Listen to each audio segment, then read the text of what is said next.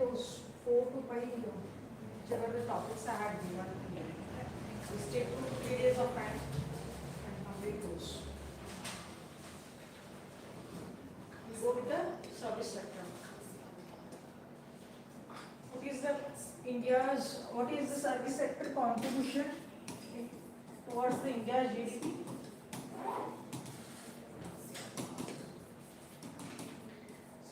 Already you have written agriculture chapter box tabular column. 35 to 54%. Yes. 35 to 54. Not 35. Just start first.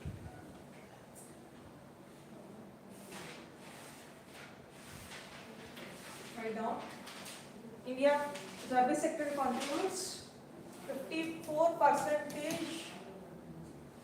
to India's GDP. Service sector contributes 54% to India's GDP.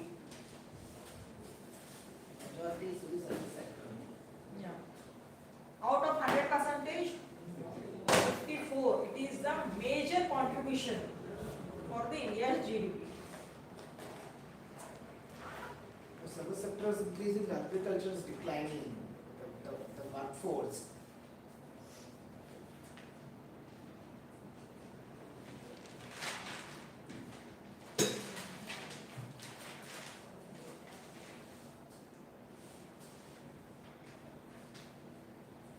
Okay, finish. Next, in financial year 25 and financial year 26, this is half quarter. If you take half quarter, in financial year 2025, okay, it was 7% of the growth. Now half quarter, ಅಂದ್ರೆ ಇವಾಗ one quarter ತಗೊಂಡ್ರೆ in 2026 ನಲ್ಲಿ it is grew by 9%. Totally 2% it has been increased. Next year, you should write only this one. Entire financial year 2026-2027. Okay? New update ಮಾಡ್ಕೊಳ್ಳಿ 2026-27 next year. Update that service sector ಎಷ್ಟು growth ಇದೆ. What is the growth of service sector in financial year 2026-2027? ಬರ್ಕೊಳ್ಳಿ ಅದನ್ನ. ಆ ತರ question ಬರ್ಕೊಂಡು ಒಂದೆರಡು line ಬಿಡಿ ಅಲ್ಲೇ.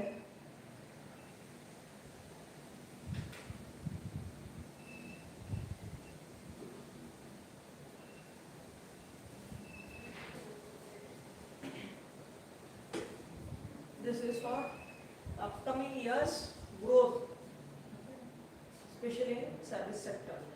Adon question ಬರ್ದಿಟ್ಕೊಳ್ಳಿ.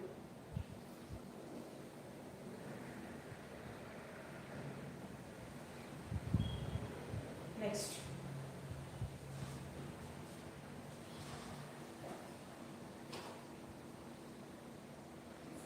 Employment rate. Employment rate ಎಷ್ಟಿದೆ? 30%. Employment rate is 30%. Total employment rate is 30%. 30% employment. 30% employment in service sector.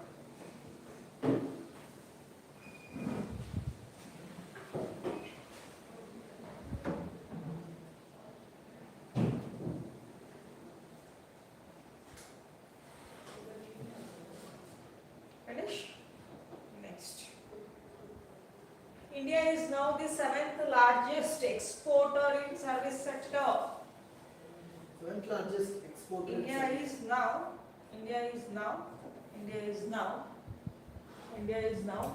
the 7th largest. India is now the 7th largest exporter. Service sector is trade surplus, but merchandise is trade deficit. India is now the 7th largest exporter of services globally.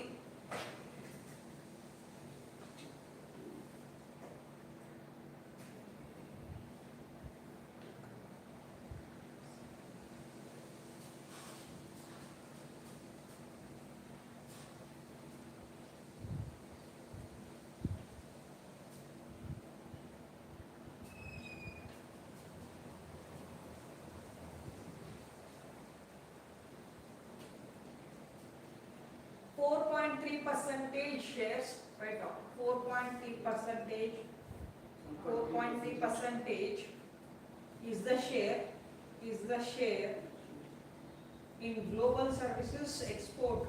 Global services exports. Write in a bracket, economic survey 2025-2026. Economic survey 2025-2026. Economic survey 2025-2026. It publishes the report. Out of 100%, 4.6% is the share that India is having. Okay, regarding the service export. Next, FDI inflow. FDI inflow is 18.2%. 18.2%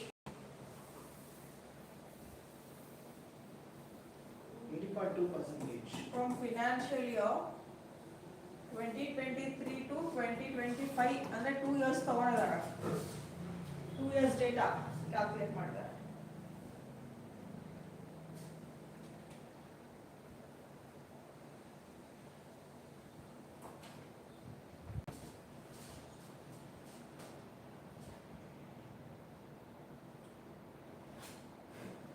What is FDI inflow?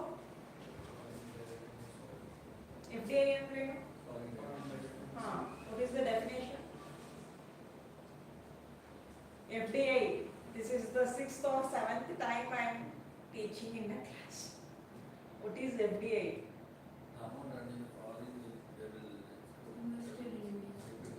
Any foreigner, if he invests the money in India, okay? Any foreigner, if he invests the money in India by establishing a company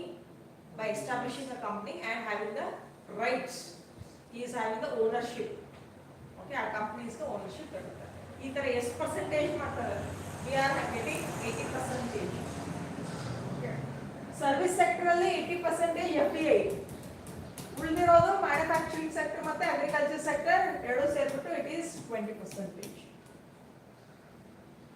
Clear? 80% service sector ನಲ್ಲಿ they are investing the money. Rest 20% they are investing in industrial sector or manufacturing sector or agriculture sector. Agriculture sector it is very least. Very least. It might be 1 or 3%. That's it. Clear? Any doubts?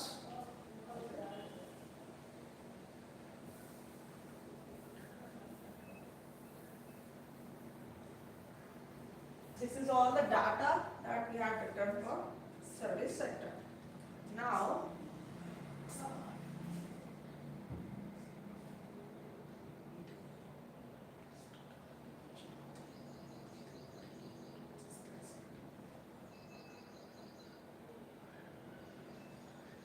you see the emerging growth drivers. Write down the major drivers. Major drivers for service sector. Major drivers for service sector. Write down first one. Global capacity centers. Global capacity centers. Next one. IT and IT enabled services.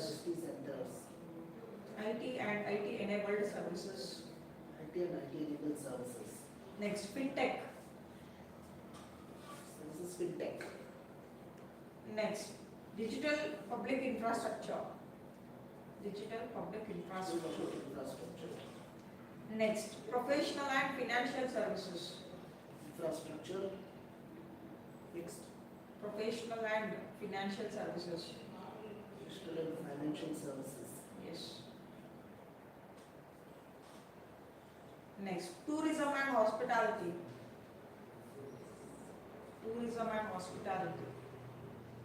Next, healthcare. Education services. Education services. Logistics and e-commerce. E-commerce and logistics. E-commerce. Logistics and e-commerce.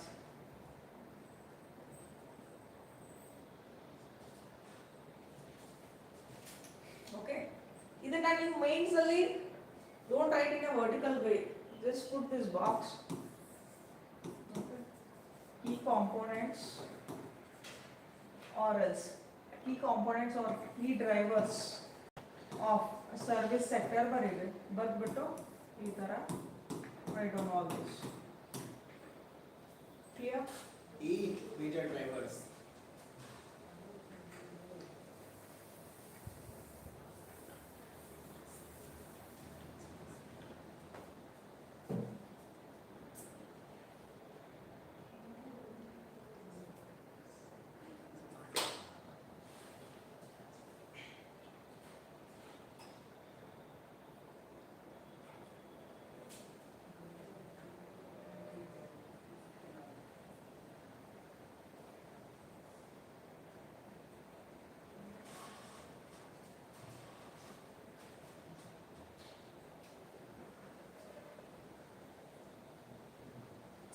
Write down. How has, write down the question. How has Yes.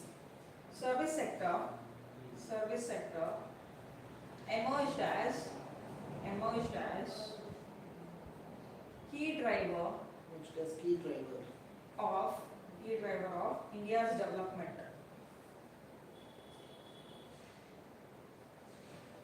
Best development.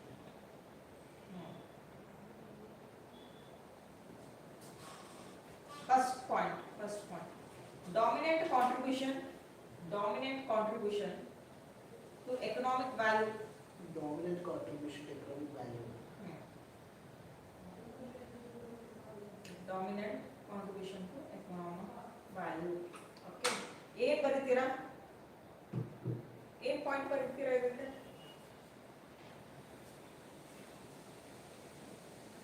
Already you have written. More information. Okay.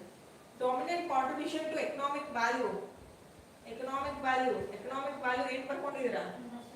54% India's contribution towards the India's GDP. That one you should write. Okay. Write down that. Service sector contributes 54% to India's GDP.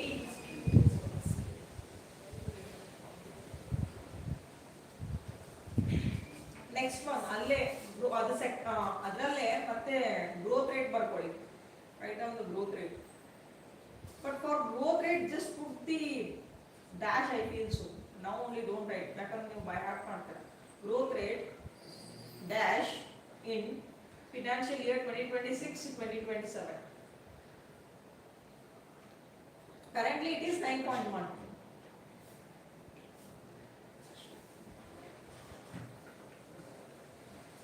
ಯಾಕಂದ್ರೆ just ನಾನು ಒಂದು quarter ತಗೊಂಡಿದ್ದೀನಿ. ಒಂದು quarter ಅಂದ್ರೆ 3 months. 3 months ಅಷ್ಟೇ ತಗೊಂಡ್ರೆ it's just 9.1%. So complete this. ಅಂದ್ರೆ April ಇಂದ ಫಿನಾನ್ಷಿಯಲ್ ಸ್ಟಾರ್ಟ್ ಆಗೋದು ಏಪ್ರಿಲ್ ಇಂದ ತಾನೆ. ಏಪ್ರಿಲ್, ಮೇ, ಜೂನ್ 3 months ತಗೊಂಡ್ರೆ ಇಟ್ ಇಸ್ 9.1%.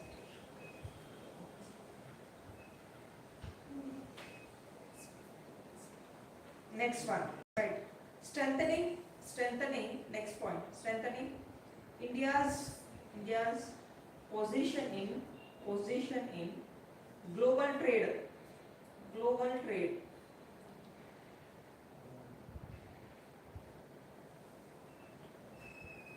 ಇದಕ್ಕೆ ಯಾವ ಪಾಯಿಂಟ್ ಬರೀತೀರಾ? ಓಕೆ, 4.5%. ಅದು ಬರ್ಕೊಂಡಿದ್ದೀರಾ ನೋಡಿ ಯಾವಾಗಲೇ. ಅದೊಂದು ಮತ್ತೆ India is currently world's 7th largest exporter of services. 7th largest ಇದೆ. ಅದು 2 ಪಾಯಿಂಟ್ ಬರ್ಕೊಳ್ಳಿ.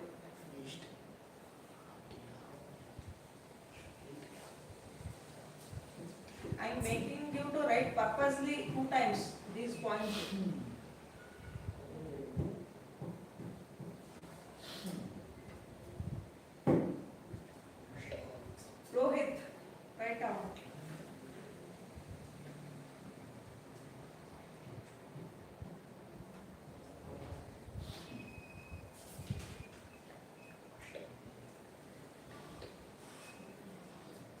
Okay, right down. Next one. Next point. Making India a global hub for innovation and business operation. Innovation and business operations. Okay. Write down the explanation for that. GCC. ಏನದು GCC? ಅವಾಗಲೇ ಬರ್ಕೊಂಡಿದ್ರಿ ನೋಡಿ. Global Capacity Center. Did you write? Key component ನಲ್ಲಿ first one, key drivers. That global capacity centers have evolved from simple support desk to Evolved from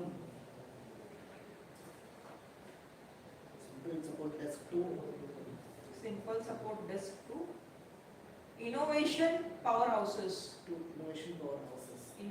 powerhouses.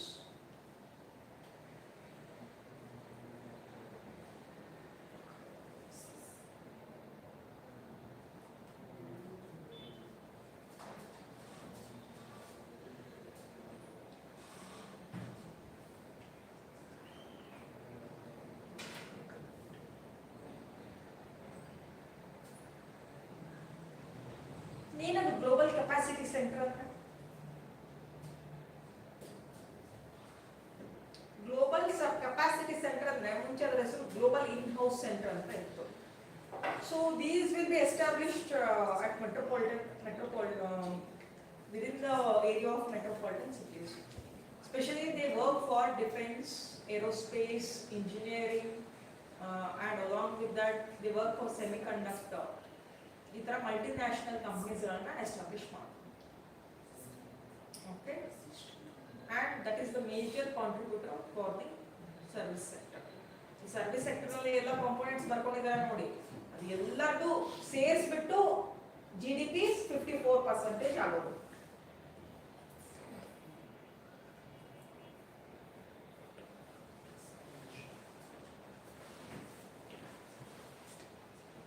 As of early 2026, write down that.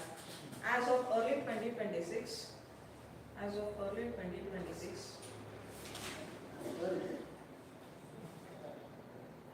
India hosts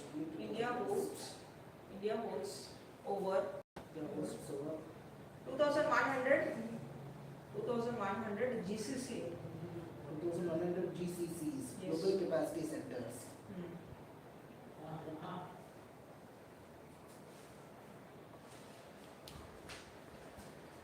Okay, after this, write down the next point. Advancing financial inclusion through digital transformation. Financial inclusion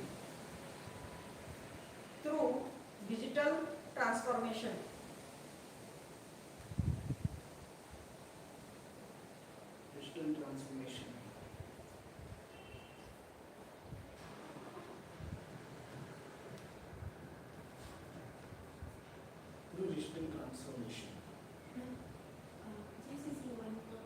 GCC one more time. GCC, what is the full form of that? Global Capacity Center. Global Capacity Centers are nothing but it is the multinational companies. Okay, that majorly works for which one? Majorly works for what? MNC companies ಏನ್ work ಮಾಡುತ್ತೆ? Yeah, IT services, okay, engineering, semiconductor, okay, then product services, all this that is included. These are established at metropolitan cities, Mumbai, Kolkata, Pune, and Bangalore, Chennai. Okay, major contributors for service sector, these are the GCC. Understood? Best example, Bangalore. Bangalore ಅಲ್ಲಿ ಎಷ್ಟೊಂದು IT ಕಂಪನೀಸ್ಗಳಿದೆ.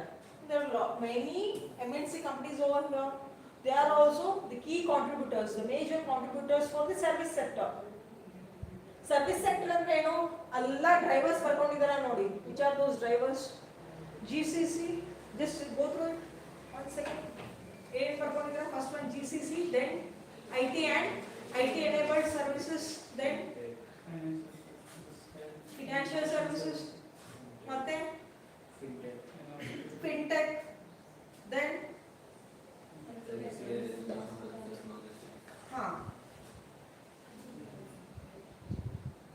ಇದೆಲ್ಲರೂ ಸೇರ್ಬಿಟ್ಟು service sector ಅಂತ ಕರಿತೀವಿ. Okay, ಇವರೆಲ್ಲರಿಗೂ ಸೇರ್ಬಿಟ್ಟು it will be 54% of the population. Yes, including Indian citizens and also the foreigners who have established their companies in India. GDP ಅಂತ ಹೇಳಿದಿನಲ್ಲ, 54% of GDP, India's GDP ಅಂತ ಬರ್ಕೊಂಡಿದ್ದಾರೆ. GDP ಅಂದ್ರೆ ಯಾರು ಬರ್ತಾರೆ ಇಲ್ಲಿ? Citizens and non-citizens who has established company within India. Definition itself says.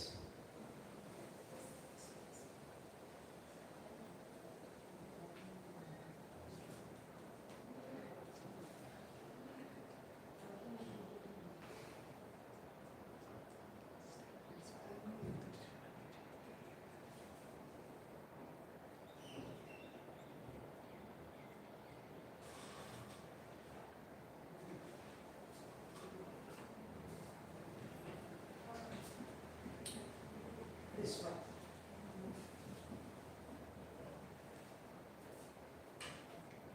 Did you write this advancing financial inclusion through digital transformation? Okay. India's fintech sector is a global benchmark. Yes, fintech sector is a global Benchmark for financial inclusion.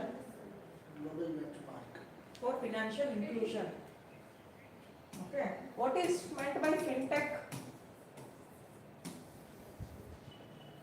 Fin under finance.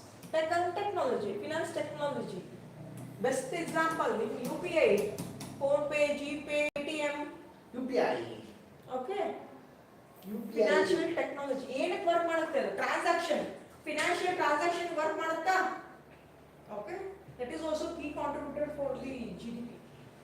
Even there is online banking. You want to write a definition for that? Fintech? No need. Alla?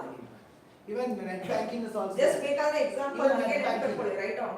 Net banking also. Write down. PhonePe, Paytm, Razorpay, I know the examples of UPIs. BharatPay, Zerodha. Have you heard this name? Zerodha? At least advertisement ನೋಡಿದ್ದೀರಾ? Zerodha, yes sir. Zerodha is very rarely used. It's not used now. Very less people are using. Zerodha, Growth, Angel One. It's for trading stocks. Stocks. Okay, that was also included under fintech. Even online stock market, online stock broker, Yes. stock trading.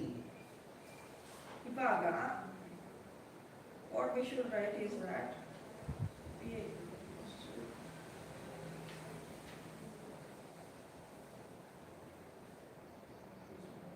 data.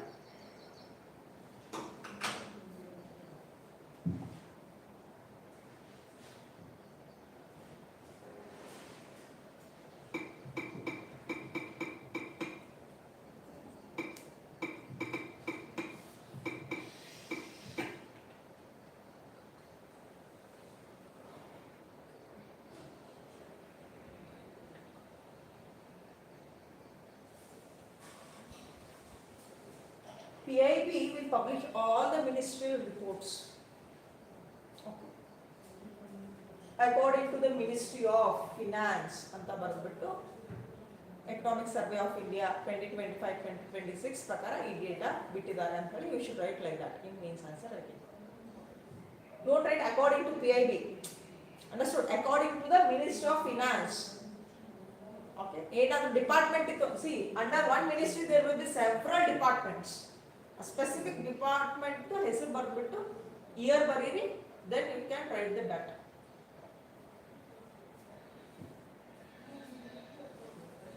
ಏನಂತ ನೋಡಿದ್ರೆ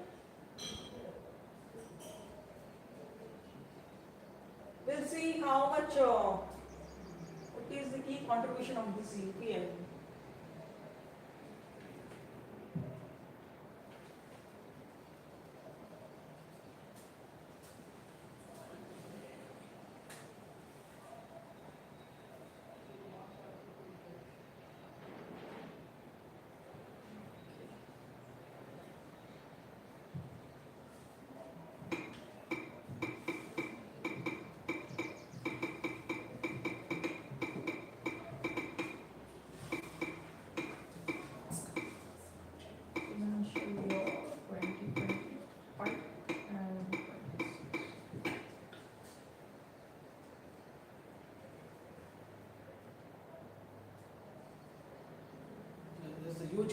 time, glorious years. It started in 2016 but popularized after during war time. Yes. 2019 was not very popular, but 2020. UPI was launched in 2016. UPI full form, Unified Payment Interface. And that was been launched in 2016 by whom? NPCI, National Payments Corporation of India. This is the government regulatory body that too works under RBI. RBI under NPCI work ಮಾಡುತ್ತೆ. Okay. NPCI ಏನು ಮಾಡುತ್ತೆ? It will regulate the UPI.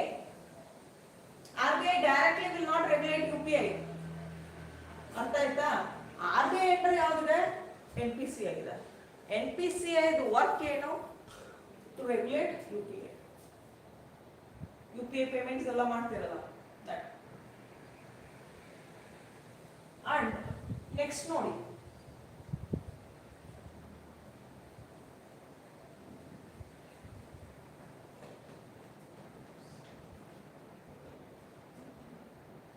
Digital payments ಬಗ್ಗೆ ಏನಾದರೂ ನಿಮ್ಮ question ಕೇಳಿದ್ರು ಅಂದ್ರೆ you should write the data. Annual transaction ಇಷ್ಟು crore ಆಗ್ತಾ ಇದೆ. Not through the cash, hand cash. It's through the digital payments. Digital payments in India, it is about ಎಷ್ಟು 24,162 crore. Daily average transactions ನೋಡಿ. Daily average transactions 66 crore. Now 10 rupees, 100 rupees, 1000 rupees ಎಲ್ಲ payment ಮಾಡ್ತಿದಲ್ಲ UPI.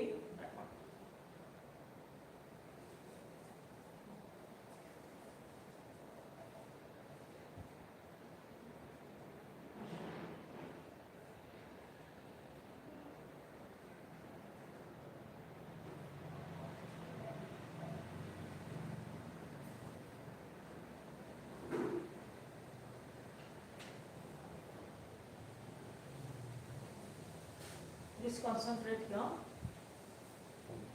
Yes. Share of UPI in India's digital payment. Yes, Vidya. 85%. UPI ಅಂತ ಇದೆ. ಅದರ ಜೊತೆಗೆ ಮತ್ತೆ ಬೇರೆ ಬೇರೆ ಪೇಮೆಂಟ್ಸ್ ಎಲ್ಲ ಇರುತ್ತೆ. Okay.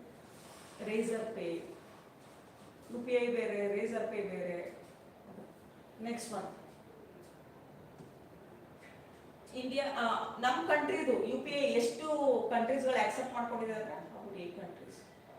8 ಕಂಟ್ರೀಸ್ ನಲ್ಲಿ UPI ಪೇಮೆಂಟ್ಸ್ ಆಗ್ತಾ ಇದೆ. RBI will get the agreement with the foreign nation like Nepal, Bangladesh, Sri Lanka. ಅಲ್ಲಿ ಏನಂದ್ರೆ UPI ಯೂಸ್ ಮಾಡ್ತಾ ಇದ್ದಾರೆ. If you go and if you do the phone pay also, it will work. Even in Sri Lanka also, even in Maldives also. Majorly in neighboring countries. Along with that is ಕೆಲವೊಂದು Gulf countries ನಲ್ಲಿ ಕೂಡ. Just check which are those 8 countries. See, these are the very important points that you should mention in your mains answer writing. ಯಾಕಂದ್ರೆ ನೀವು digital payments ಇದೆ ಅಲ್ವಾ ನಮ್ಮ ಇಂಡಿಯಾದಲ್ಲಿ UPI ಮತ್ತೆ ಡಿಜಿಟಲ್ ಟ್ರಾನ್ಸಾಕ್ಷನ್ ತುಂಬಾ ಪಾಸಿಟಿವ್ ಆಗಿ ಜಾಸ್ತಿ ಬರಿಬೇಕು. You should enhance that answer. 10, not 8 countries, 10 countries. Isn't it? No. What's 10? Just write down this only. This is PIB report. Just go through this only. Just don't check randomly. But present is not. Present 10 ಇದೆ ನಾ?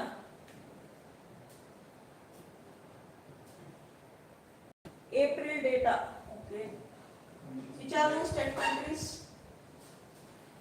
France, Singapore, France, Singapore, Bhutan, Bhutan, Sri Lanka, Nepal, Myanmar, Sri Lanka, Myanmar, Bangladesh,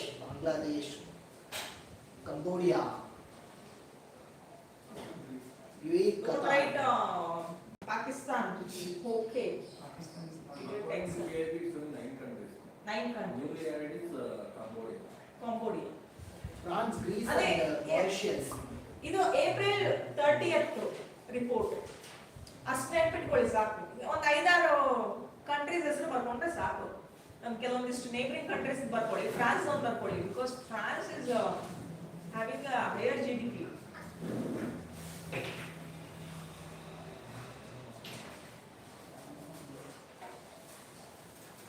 ಅರ್ಥ ಆಯ್ತಲ್ಲ ಹೆಂಗ್ ಬರಿಬೇಕು? Singapore is pay now. Singapore is pay now. Okay. Copy. Like.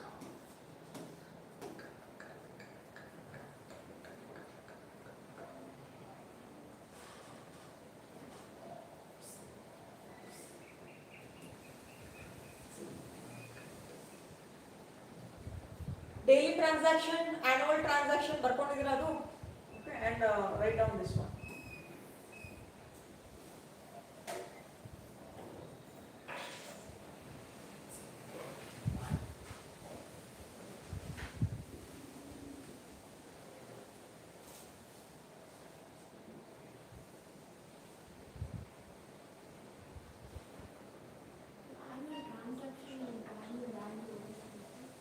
Annual value, we have already know that. This it too.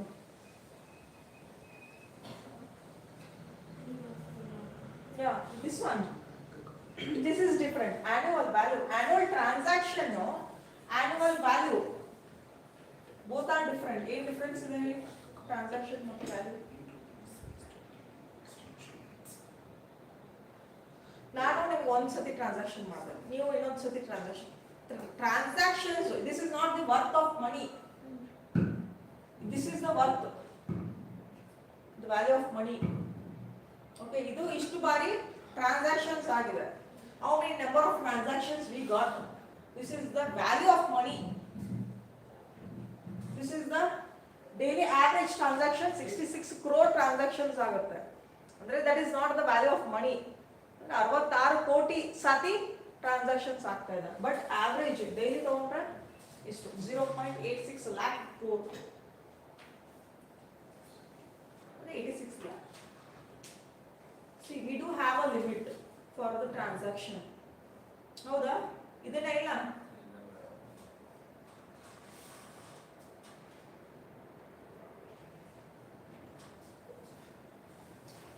You can write this one. Okay, don't get confusion. Write this one and you can write that.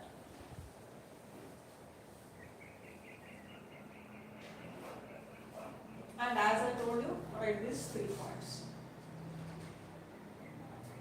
See, UPI payment is strengthening, and also some of the underdeveloped countries, developing countries, they are adopting this, especially in African countries.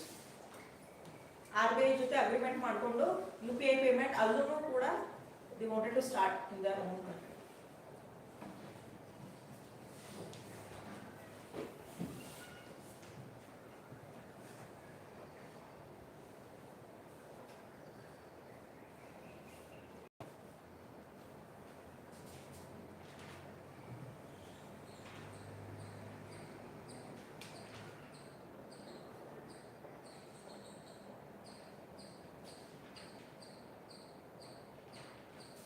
After completion of this, next write down the next one. Fostering a knowledge-based economy. Fostering knowledge-based economy.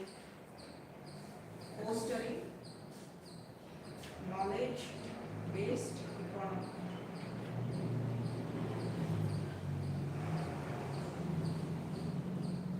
Service sector ಬಗ್ಗೆ ಏನಾದರೂ question ಕೇಳಿದ್ರೆ it's very easy. ಏನು ಬರೀತಾರೆ ಹೇಳಿ? Service ಸೆಕ್ಟರ್ದು introduction ಬರೀಬೇಕು. What is the contribution that and key drivers ಅದನ್ನೆಲ್ಲ ಬರೆದ್ಬಿಟ್ಟು ಅದೇ ಕೀ ಡ್ರೈವರ್ಸ್ನ ಇಲ್ಲಿ ಎಕ್ಸ್ಪ್ಲೇನ್ ಮಾಡಬೇಕು with data. GCC first point ಮತ್ತೆ ಏನು ಮಾಡಿದ್ರಿ? GCC ಫಸ್ಟ್ ಪಾಯಿಂಟ್ ನೋಡಿ, GCCದು with data you have return. ಮತ್ತೆ you have return the data of which one? UPI payments, fintech companies. Okay, this data. Next, knowledge based economy ಇದೆ ಅಲ್ವಾ?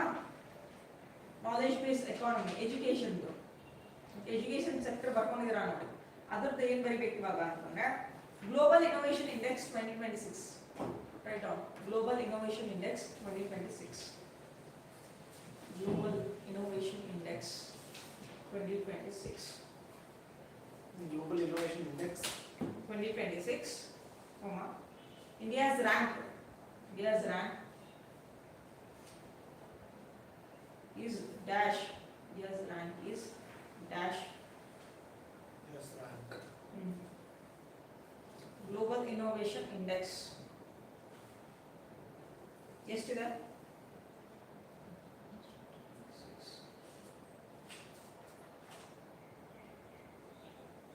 39th.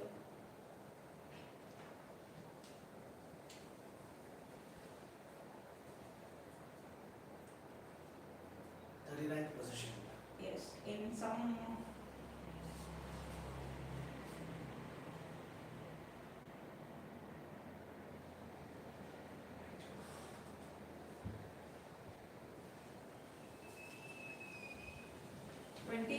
finally it was 38. 38.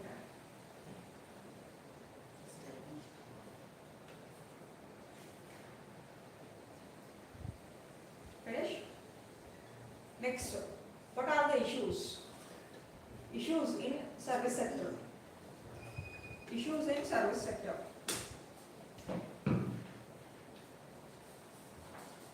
Issues in service sector. Challenges.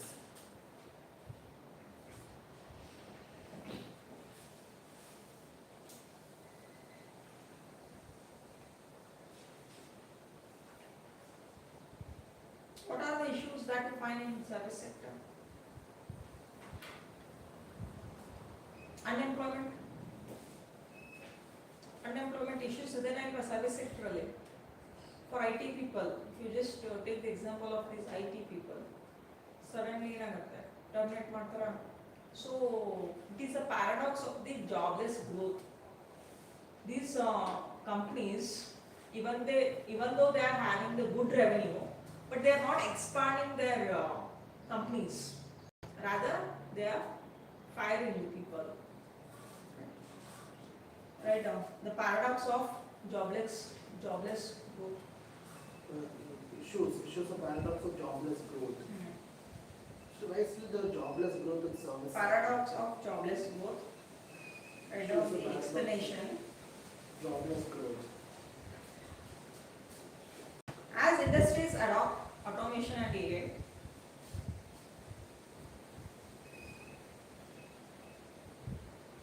Industries adopt automation and AI automation and AI. is firms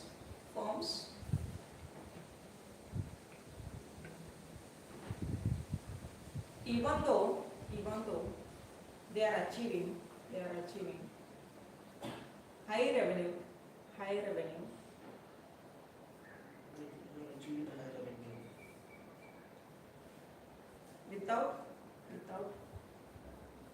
without expanding headcount. Good. Expanding headcount. In 2026, Without expanded headcount. in 2026, 10,000 to 20,000, 10,000 to 20,000 employees Employees. were suddenly terminated. Suddenly terminated. Yes.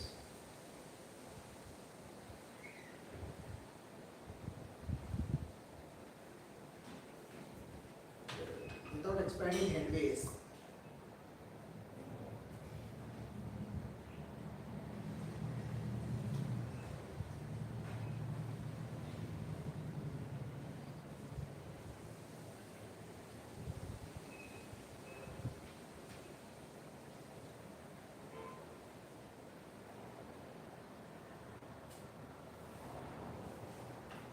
Next one.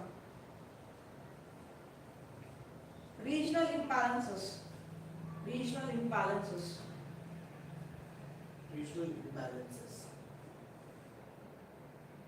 High value services are concentrated in high value services are concentrated in Bangalore, Hyderabad.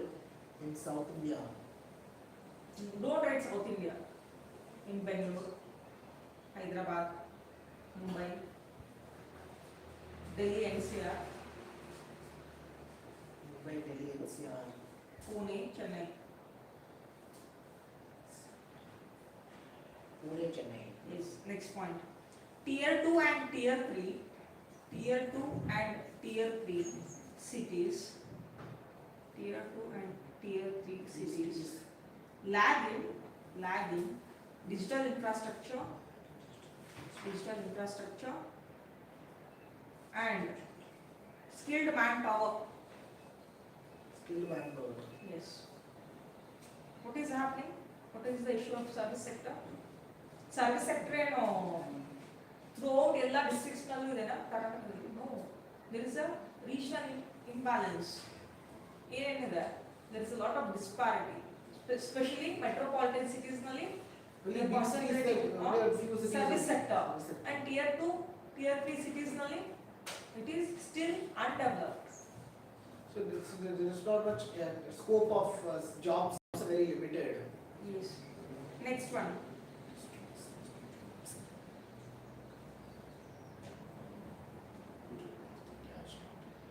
Next one.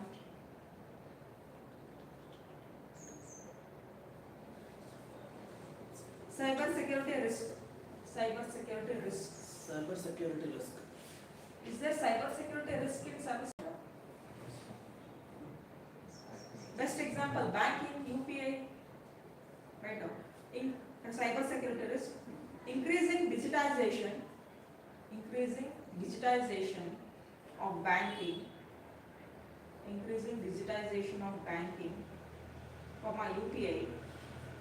UPI, and fintech has raised exposure to cyber fraud and data breaches. Data breaches.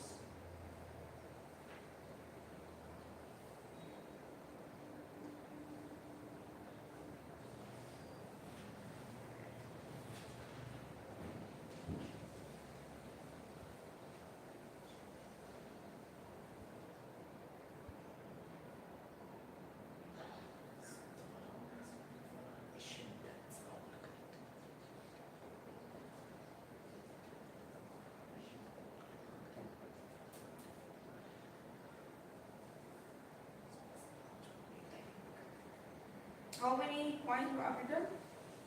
Challenges? 3 points. Next points.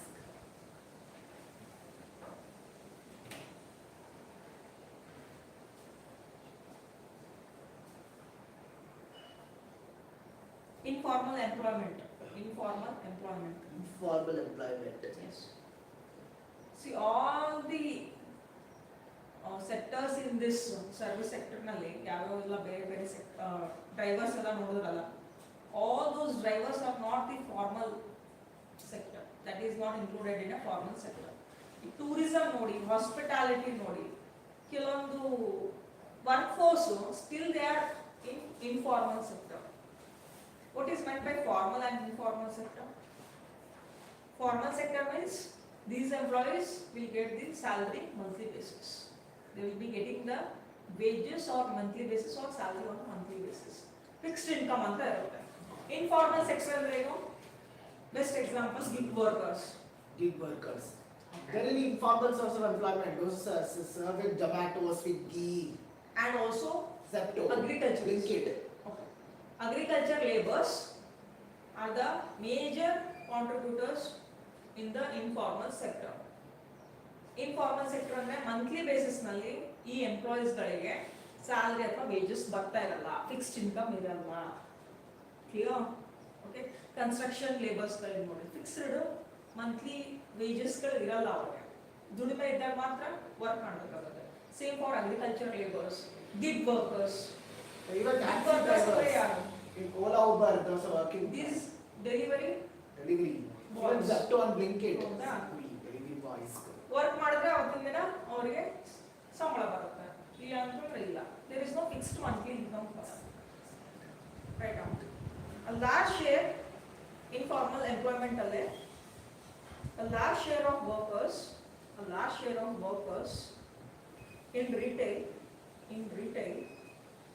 comma, hospitality, comma, tourism and transport, remain in the informal sector, with low wages and limited social security.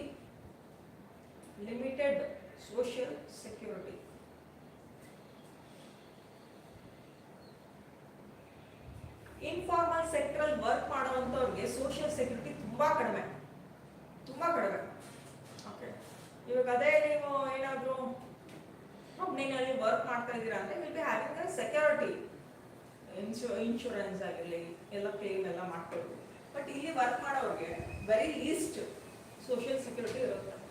Okay, especially ಮೈನಿಂಗ್ನಲ್ಲಿ work ಮಾಡೋರು and construction labours, agriculturist ಗೆಲ್ಲಿದೆ insurance. there is no insurance for that. Either no or else limited security. Informal sector also includes the delivery boys in train also. Not even the courier service. They are also gig workers.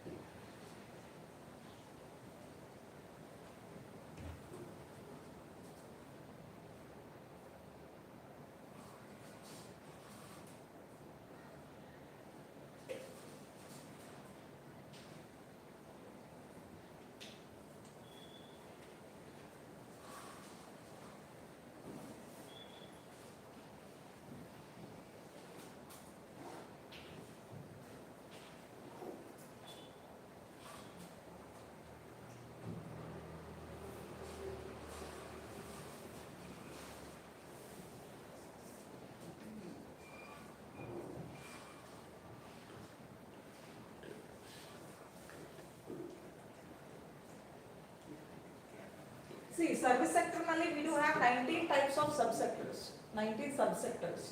ಅದರಲ್ಲಿ top 5 ಯಾವ್ದು ಬರುತ್ತೆ ಅಂದ್ರೆ food, hotel, restaurants, okay, and retail, trade, administrative and support system, real estate, telecommunication.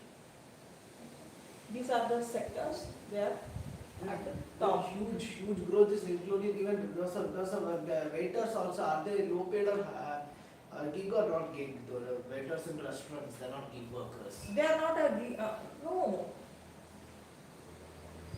See, ಅವ್ರಿಗೆ ಇಂತಿಷ್ಟು C ಇವ್ರನ್ನ gig workers ಅಂತಾನೆ ಕರಿಬೋದು ನೀವು. ಯಾಕಂತಂದ್ರೆ ಅವ್ರಿಗೆ ಜಾಬ್ ಸೆಕ್ಯೂರಿಟಿ ಇರಲ್ಲ. Clear? They don't have any job security. At least IT ನಲ್ಲಿ ಜಾಬ್ ಸೆಕ್ಯೂರಿಟಿ ಅಂತಂದ್ರೆ if you work properly, at least ನೀವು ಏನಾದರೂ ಜಾಬ್ ಬಿಡಬೇಕು ಅಂತಂದ್ರೆ ನೋಟಿಸ್ ಪೀರಿಯಡ್ 2 months ಅಂತ ಸರ್ವ್ ಮಾಡಿ ಬಿಡ್ತೀರಾ. Or else they will also give 2 months of time. Sometimes they will terminate because ನೀವು ಏನಾದರೂ ಚೆನ್ನಾಗಿ ವರ್ಕ್ ಮಾಡಿಲ್ಲ, ಏನಾದರೂ ಇಲ್ಲಿಗಲ್ ಕೆಲಸ ಏನಾದರೂ ಮಾಡಿದ್ರೆ suddenly they will terminate. But ಏನಂದ್ರೆ get out, fired in a private job. Fired means not performing well. Fired means not performing well. ಅಲ್ಲಿನೂ ಸಿ ಪರ್ಫಾರ್ಮೆನ್ಸ್ ರಿವ್ಯೂ ನೋಡ್ತಾರೆ ಅಲ್ಲಿ. They will take your performance review monthly basis nalli, weekly basis nalli. But here waiter, waitress, that will not come, that will come under this formal sector, that will come under informal sector itself. Informal sector only those are working in restaurant. Those are informal sector. Okay, write down this top 5 subsectors.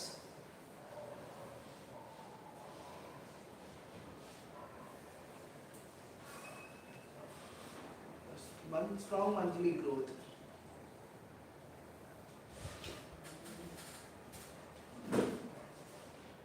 Monthly.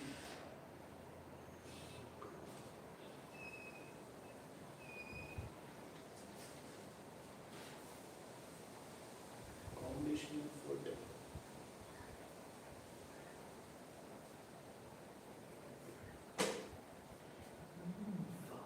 For service sector, which one we use the index? Which index we use? WPI or CPI? Service. Huh? Wholesale price index. ಅದನ್ನ ಯಾವುದು calculate ಮಾಡ್ತೀವಿ? Goods or services? We do had two index, WPI, CPI ಅಂತಿತ್ತಲ್ಲ. Wholesale price index for measuring what? Goods only. Wholesale and service sigutta. Okay. But for CPI, goods and services. So that's why we measure in CPI. WPS getting replaced by PPI. Yeah, that we had already studied.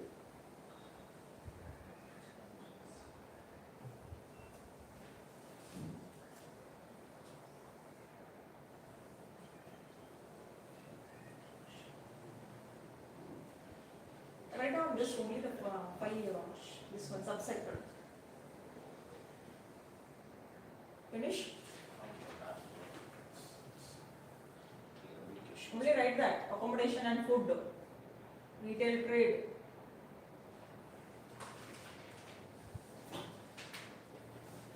Yearly top 5, top 5 yearly. Administrative and support services.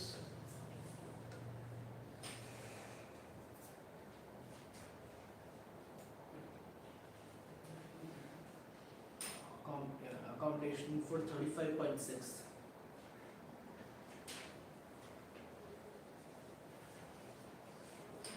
This is 2025-2026 data. Don't write this. Next year you can update this one. Skip that percentage. Oh, just write down 2026-2027.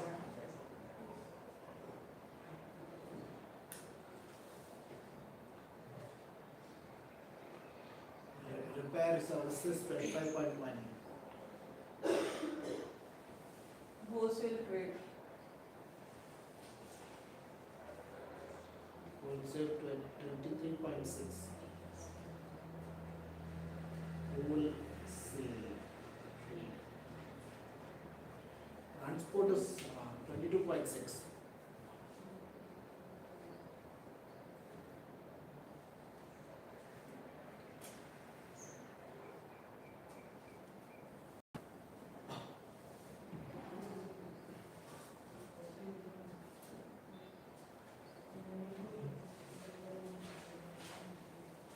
We'll see how much export. See. We'll see 2025-2026.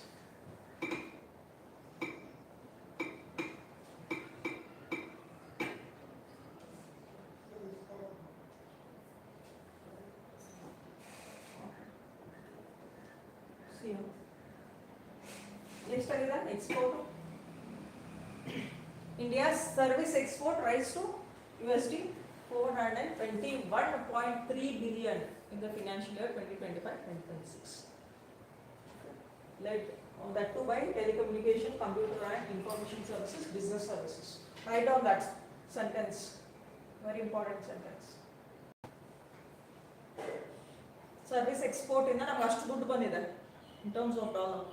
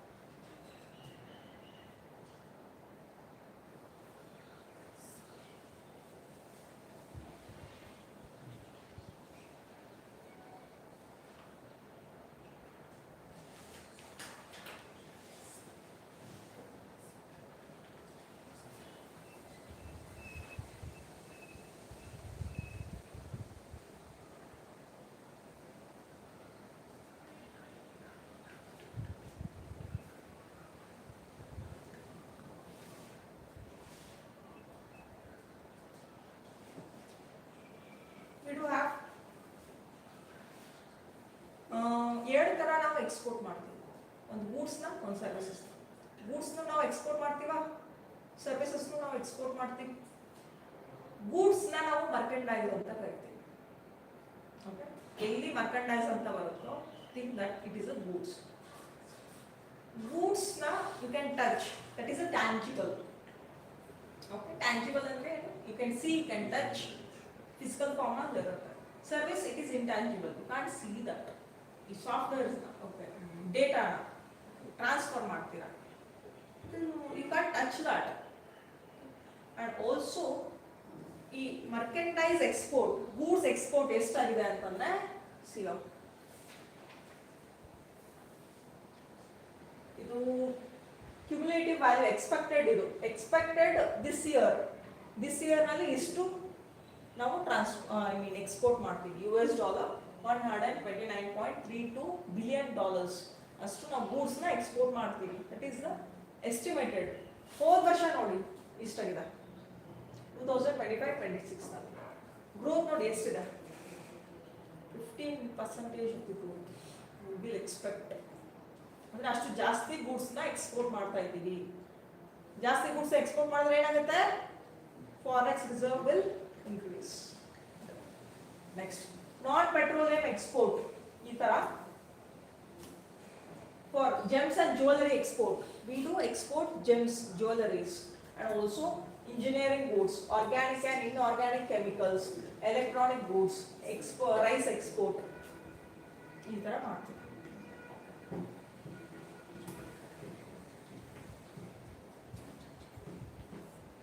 Is it necessary to by heart all this? No.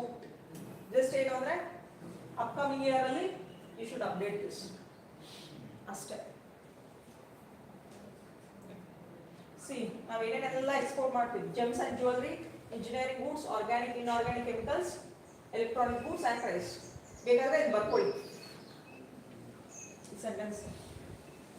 ಏನೇನೆಲ್ಲ export ಮಾಡ್ತೀವಿ ಅಂತಂದ್ರೆ ಇದನ್ನೆಲ್ಲ ಬರೀಬಹುದು. That to goods export.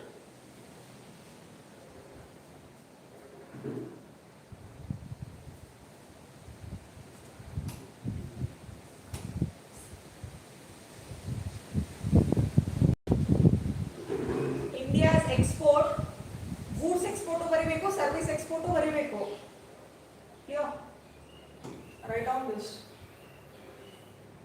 And also next year update this.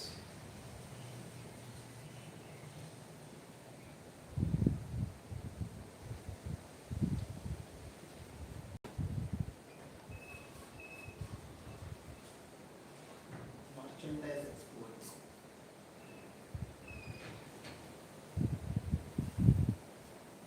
Ma'am service sector import ಬರಲ್ಲ.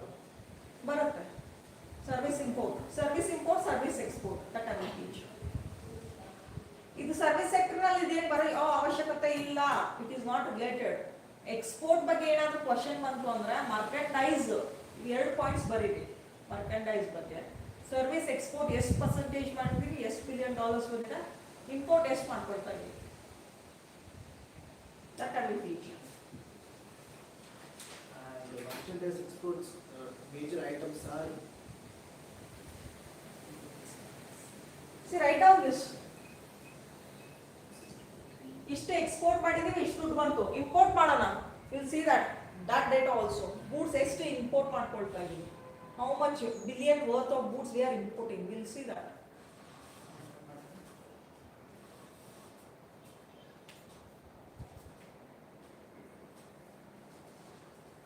Compared to last year.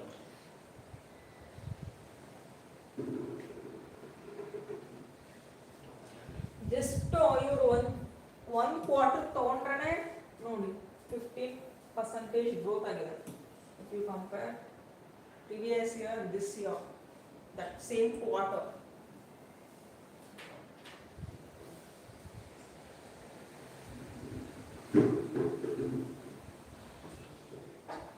If you want whole year export ಅಂತಂದ್ರೆ you should take financial year 2024-25, financial year 2025-26. Clear? Whole year export based on that, you should search the data of financial year 2025, 2026, 4 and 5, 5 and 6 in Google. So you will get the growth, growth agide. This is a quarterly basis. Okay.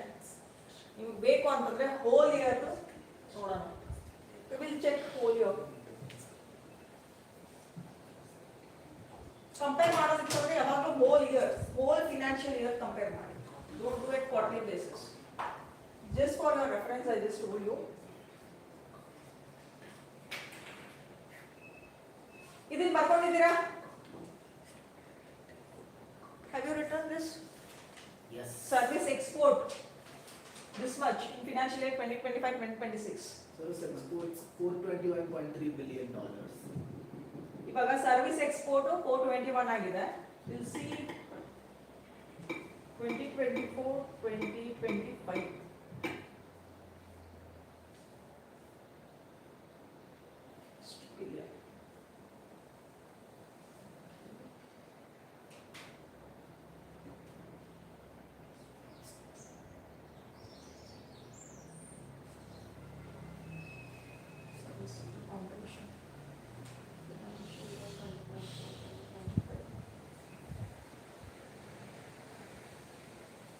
Just you also check service export 2024-2025.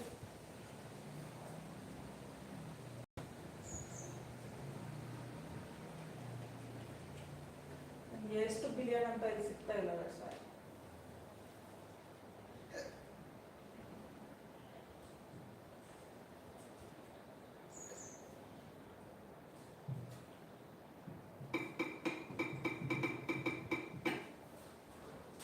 Okay, got you.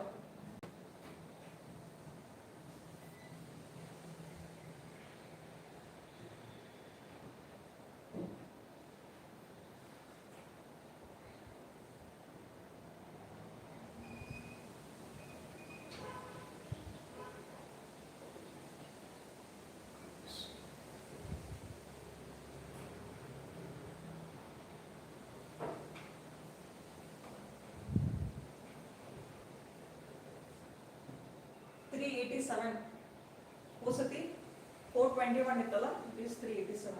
Don't take all this $778 billion Only 87.5 in that year. billion. It is inclusion of other sectors also. Don't write that, but only write this one. 2024-2025 ನಲ್ಲಿ service export ಇಷ್ಟಾಗಿದೆ 385. 2024-2025, 2025-2026 421 ಬರ್ಕೊಂಡಿದ್ರೆ ನೋಡಿ. We'll see merchandise.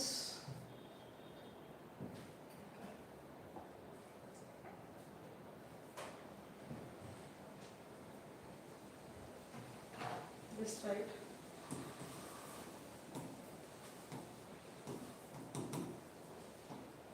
Export. Financial year 2024-25. Financial year 2024-25-26. Export. Merchandise import.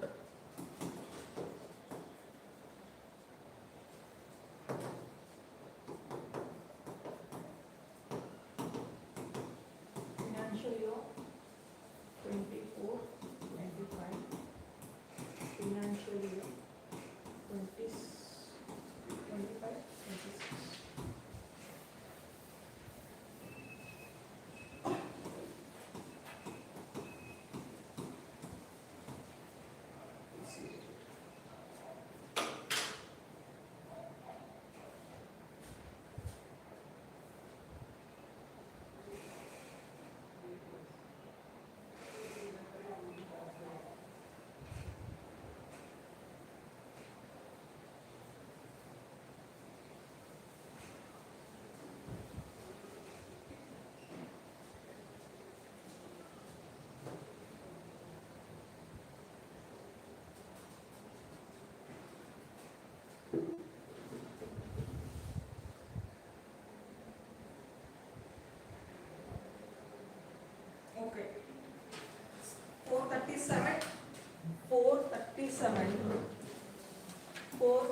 $427.70 billion.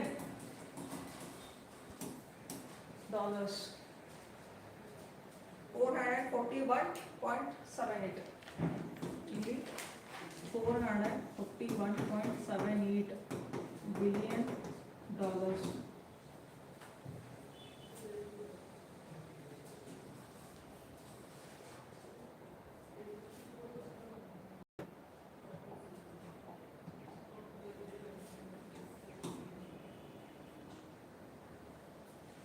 Just concentrate here.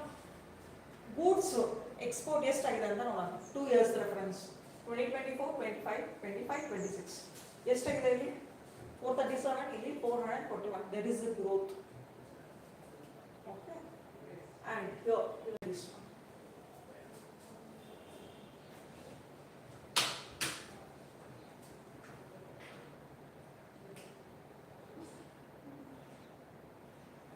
So service sector merchandise is 437% 2020 last year. Next we'll see the import.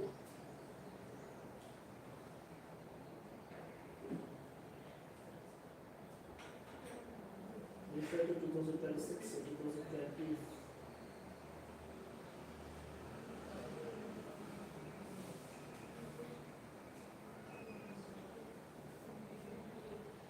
$721.20 billion ಅಂತ ಬರ್ಕೊಳ್ಳಿ ಮುಂದೆ. ಗೊತ್ತಾಯ್ತಾ ಎಷ್ಟು difference ಇದೆ? ಹೌದಾ? Financial year 2024-25 financial year 24-25 ನಲ್ಲಿ ಇಲ್ಲಿ ನೋಡಿ ಇಂಪೋರ್ಟ್ ಎಷ್ಟು ಮಾಡ್ಕೊಳ್ತಾ ಇದ್ದೀವಿ? 721 ಬಿಲಿಯನ್ಸ್ ದಷ್ಟು ವರ್ತ್ದು ಗೂಡ್ಸ್ ನ ಇಂಪೋರ್ಟ್ ಮಾಡ್ಕೊಳ್ತಾ ಇದ್ದೀವಿ. But export 437. Then it's a balance of payment. We are in a deficit. Loss. Next. So merchandise 774. 774.98.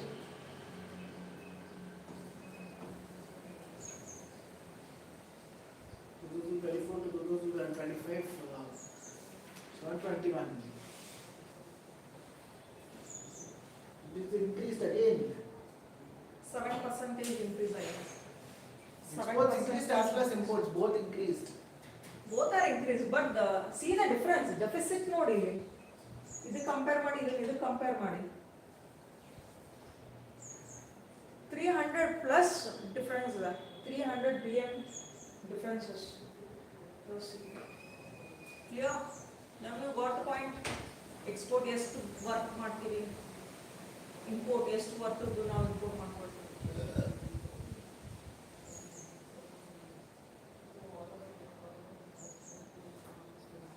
That's why they give priority for Atmanirbhar Bharat, Vikshit Bharat,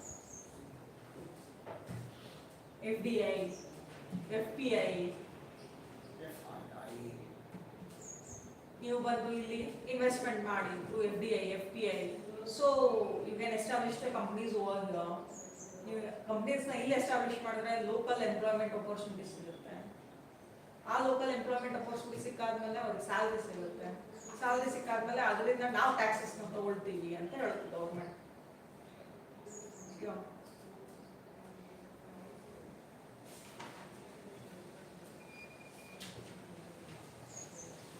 ಏನಾದರೂ doubt ಇದೆನಾ? Any doubt in that?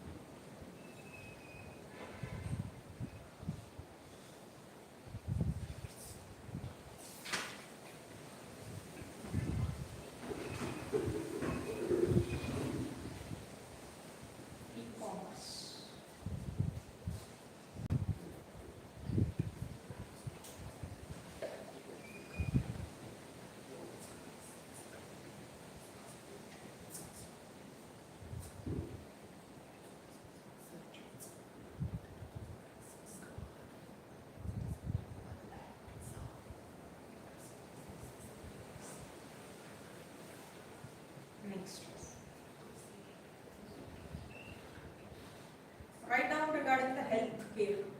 See, we'll see some of the services now. Health care ಬಗ್ಗೆ ಬರ್ಕೊಳ್ಳಿ. Health care.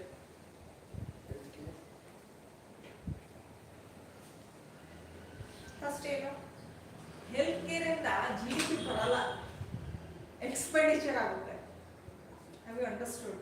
Okay, government hospitals and there are a lot of schemes that do the expenditure for the public. ಇದರಿಂದ ಏನು GDP contribution ಆಗ್ತಾ ಇಲ್ಲ hospital when you take the health care, but pharmaceutical industry it is helping.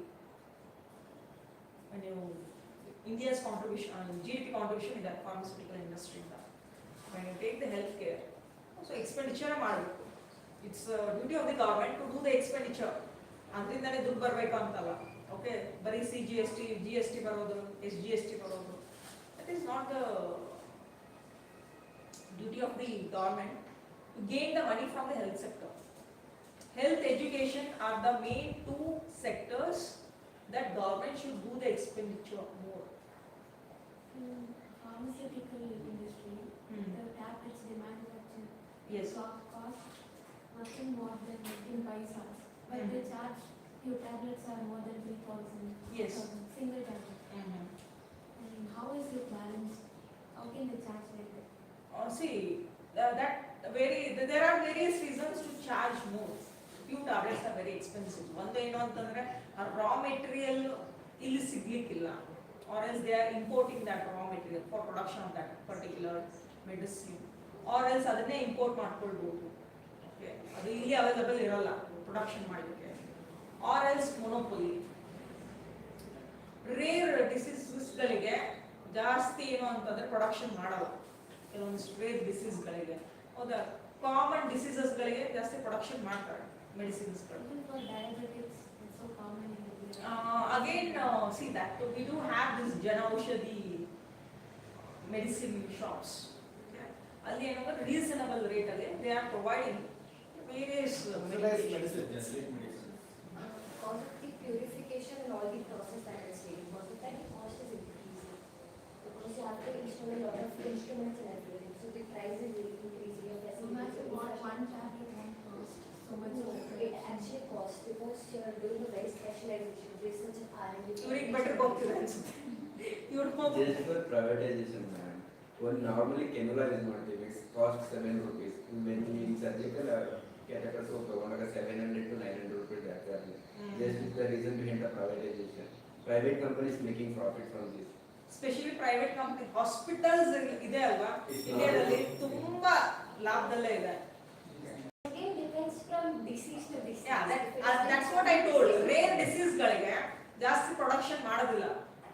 Okay, tablets ಗಳಂತೂ In 25 budget also Indian government 14 cancer vaccines they will be supplied for the some funds because of this privatization only.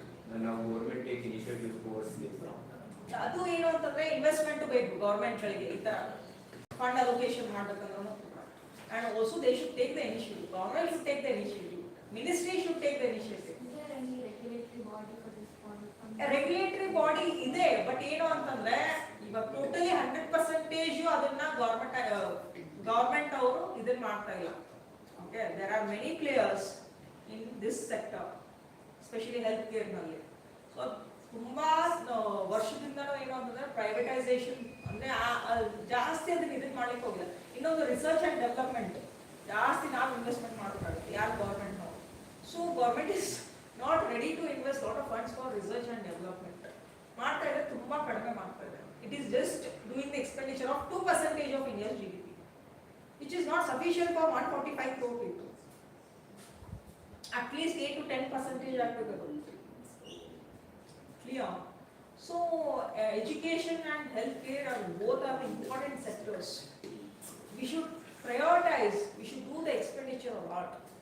Then see that's why I'm saying health, education both are assets for the people. Health ಇರಬೇಕು ಮತ್ತೆ education ಇರಬೇಕು. Then we can earn the money. Health ಇಲ್ಲ ಅಂತಂದ್ರೆ ಹೆಂಗ earn ಮಾಡ್ತೀರಾ? If I be a bedridden, I will not get a salary. I will not get a wage. I will be a liability for my family. ಭಾರ ಆಗ್ಬಿಡ್ತೀನಿ ನಾನು. This fourth sector is where most of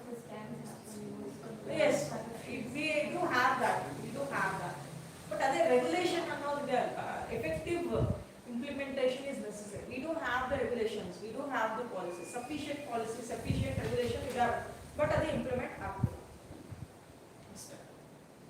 Implementation, that is under the hands of bureaucrats. That medicine product also, in for government, they will be reasonable price. Okay, for assembly, it will be making more because of when you apply any PM related schemes like PM General or PM Ayushman Bharat, for any cancer treatment is under for chemotherapy, you will get 3,000 all equipment or all medicine. If you want separate, you have to purchase it.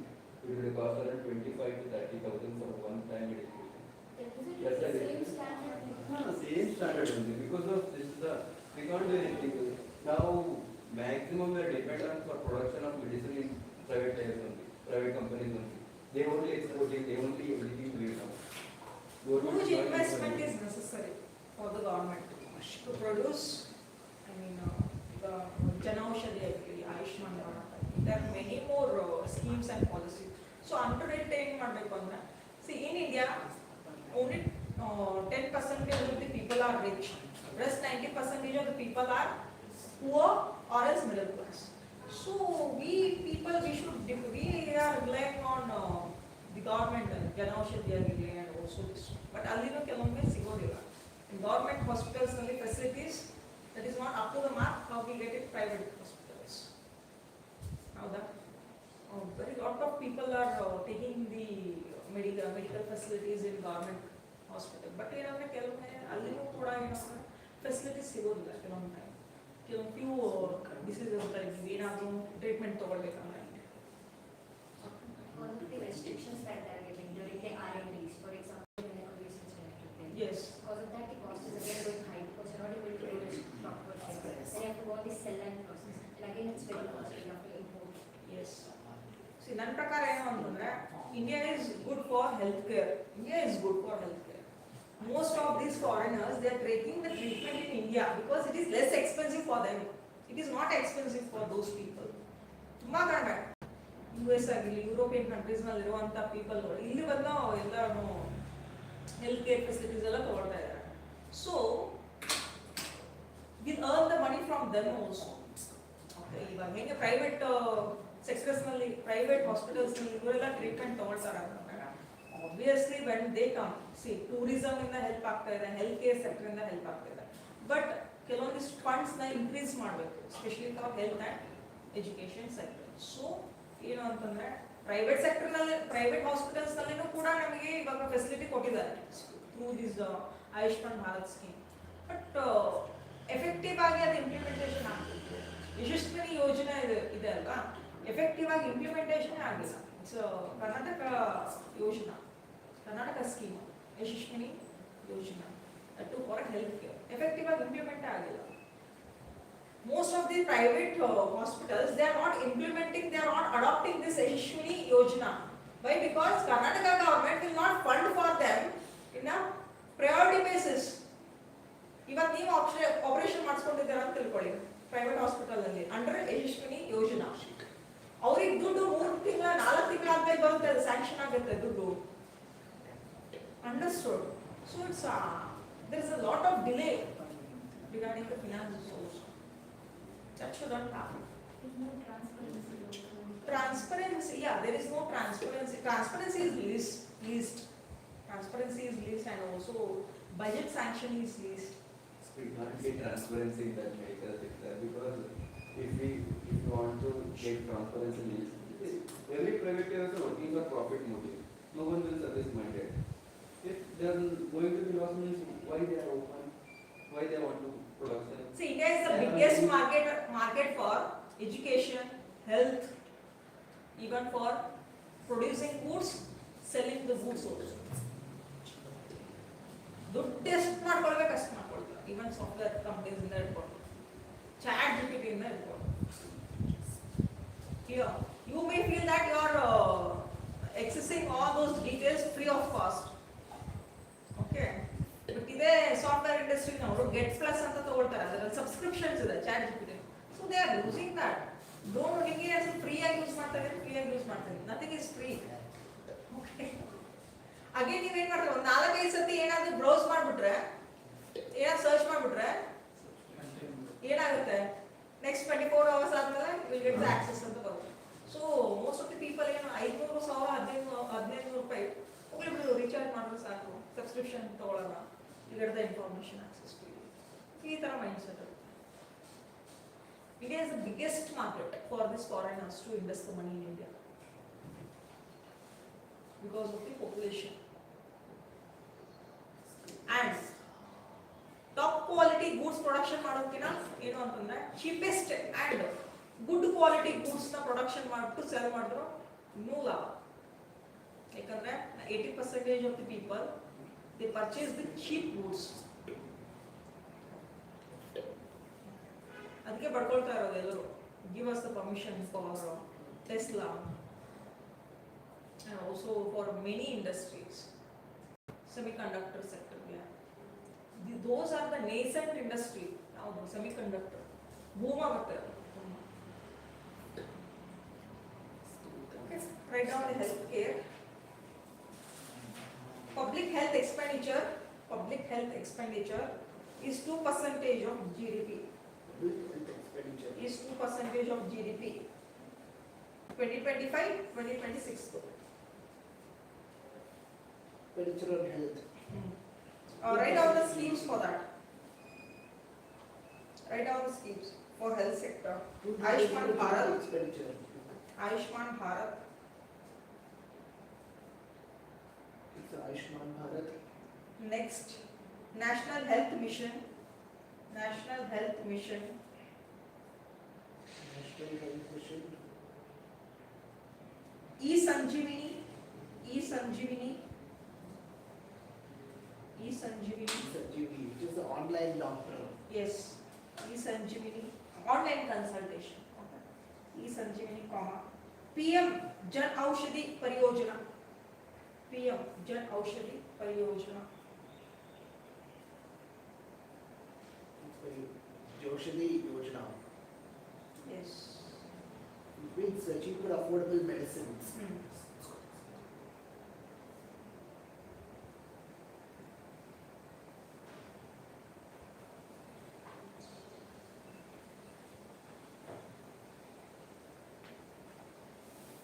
Okay, next one, tourism sector. Tourism sector.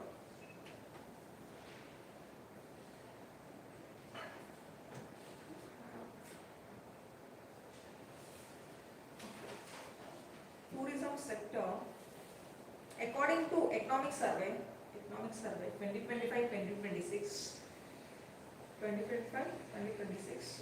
2025-2026. Tourism contribution is 5.22% Tourism contribution is 5.22% to India's GDP. contribution is 5.22% to India's GDP. Next, employment. Write down the employment rate. Employment is 13.3%. 13.3% of total employment. 13.3%. Of total employment. It's tourism. Yes. Out of 100 only, 13 people are working in this course. Next one. ಅದರಲ್ಲೇ 8.46 crore direct and indirect job. Direct and indirect jobs. Yes. How you get direct and indirect job in this tourism sector? Direct job means high pay, small paid than indirect job. No, designation and also in which tourism ನಲ್ಲಿ ಎಲ್ಲೆಲ್ಲಿ work ಮಾಡ್ತಾರೆ. So direct job means you are more paid, but in indirect job you are less paid. That is correct. Guides. Right, okay. Then planners, traffic planners. yeah. So ಇದು event planners ಎಲ್ಲ ಇರ್ತಾರೆ ನೋಡಿ, tourismಗೆ ಅಂತ specifically ಅದೆಲ್ಲ direct jobs. They are having the companies. That is a direct job. They are having the companies. There are tourist agents also. They are having these tourist Package companies, tourist. package flight ಆಗಿರಲಿ, bus ಆಗಿರಲಿ, roadways, sea, Everything is online. Use ಮಾಡ್ಕೊಳ್ತಾರೆ. It's online now. Indirect jobs ಹೆಂಗ್ ಬರುತ್ತೆ ಅಂತಂದ್ರೆ historical monument ಇದೆ ಅಂತ ತಿಳ್ಕೊಳ್ಳಿ. Okay, when you visit the historical monument ಅಲ್ಲಿ ಏನಿರುತ್ತೆ ಸುತ್ತಮುತ್ತ shops, okay, photographers, home stays, restaurants again, ಹೌದಾ, ಹೋಟೆಲ್ಸ್, ಇದಕ್ಕೆಲ್ಲ ಇವ್ರಿಗೂ ಇಂಡಿಯಾ ಜಾಬ್ಸ್ ಇವ್ರಿಗೂ ಎಲ್ಲ ಹೆಲ್ಪ್ ಆಗುತ್ತೆ. ಟೆಂಪಲ್ ಇತ್ತು ಅಂದ್ರೆ ಮತ್ತೆ ಈ ಹೂ ಮಾರೋರಿಗೆ ಮತ್ತೆ ಇನ್ನೂ ಹೆಲ್ಪ್ ಆಗುತ್ತೆ. ಈ ಥರ Security guards ಚಿಕ್ಕ also. ಪುಟ್ಟದ ಎಲ್ಲ ಮಾಡ್ತಾ ಇರ್ತಾರಲ್ಲ ಈ ವೆಂಡರ್ಸ್ಗಳು, ಆ ಸ್ಟ್ರೀಟ್ ವೆಂಡರ್ಸ್ಗಳು ಎಲ್ಲ ಹೆಲ್ಪ್ ಆಗುತ್ತೆ. Next one, government schemes related to tourism. So, tourism. देखो अपना देश. देखो अपना देश, right on. Rohit, when you have studied all this In internet. Swadesh Darshan scheme. I shouldn't have asked that question. Okay. Dekho apna desh. Okay. It promotes domestic tourism. Next one. Swadesh Darshan scheme. Swadesh Darshan 2.0.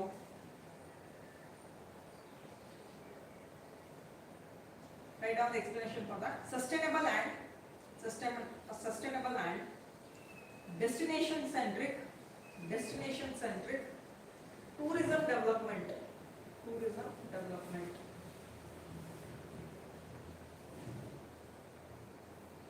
Next. Heal in India initiative. Heal, H-E-A-L. Heal in India initiative. It promotes India as a medical tourism hub.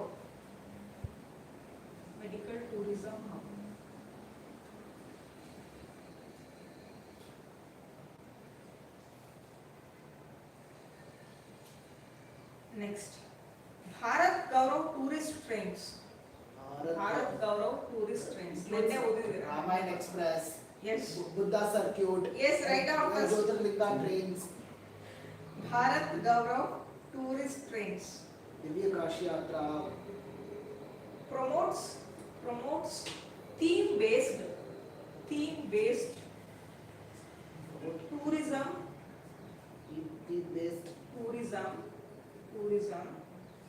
through railways.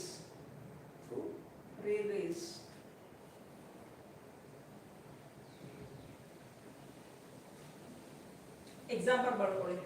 Shri Ramayana ಯಾತ್ರಾ, Ramayana Express. ದಕ್ಷಿಣ ಭಾರತ್ ಯಾತ್ರಾ, Chardham. Chardham.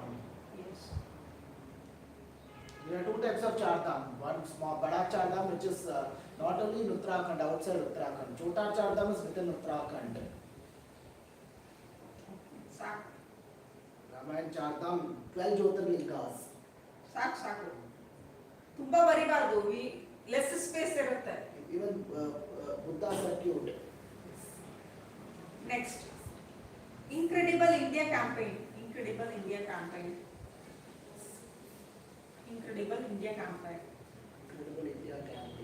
That is a global tourism promotion.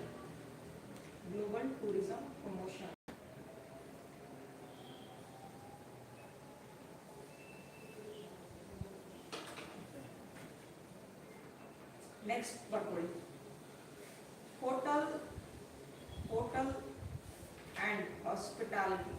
Hotel and hospitality. Yes.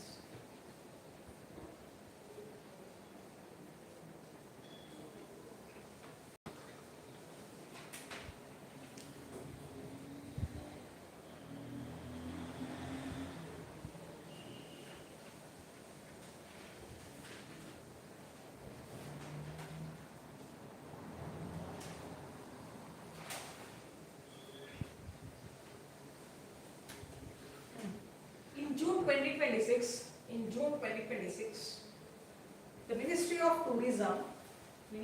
Tourism and Nittur Aayog launched the report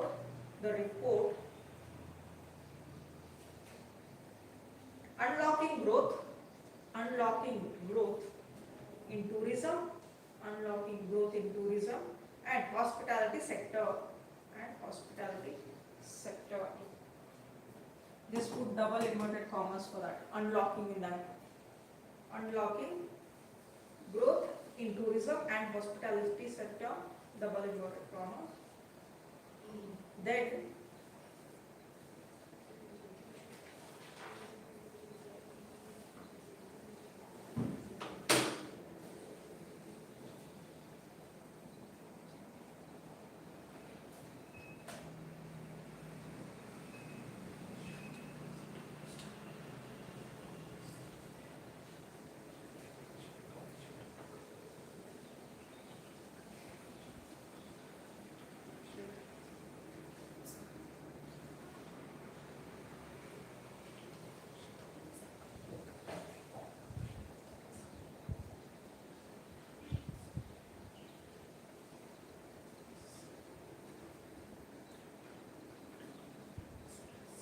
next.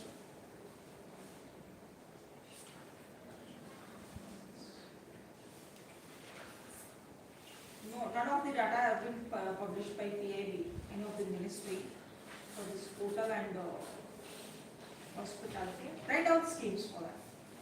Schemes.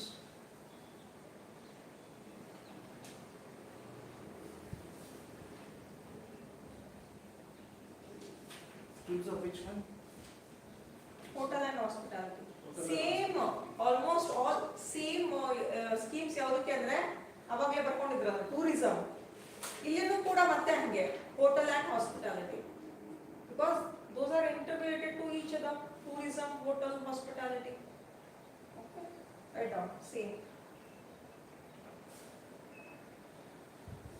Same schemes. Write down those same schemes itself. Swadesh Darshan 2.0, देखो अपना देश, Heal in India, Bharat Gaurav, same बराबर.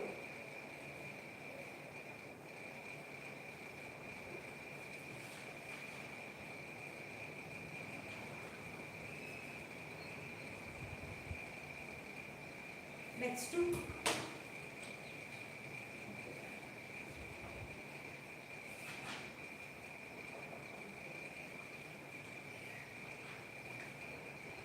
real estate. Real estate.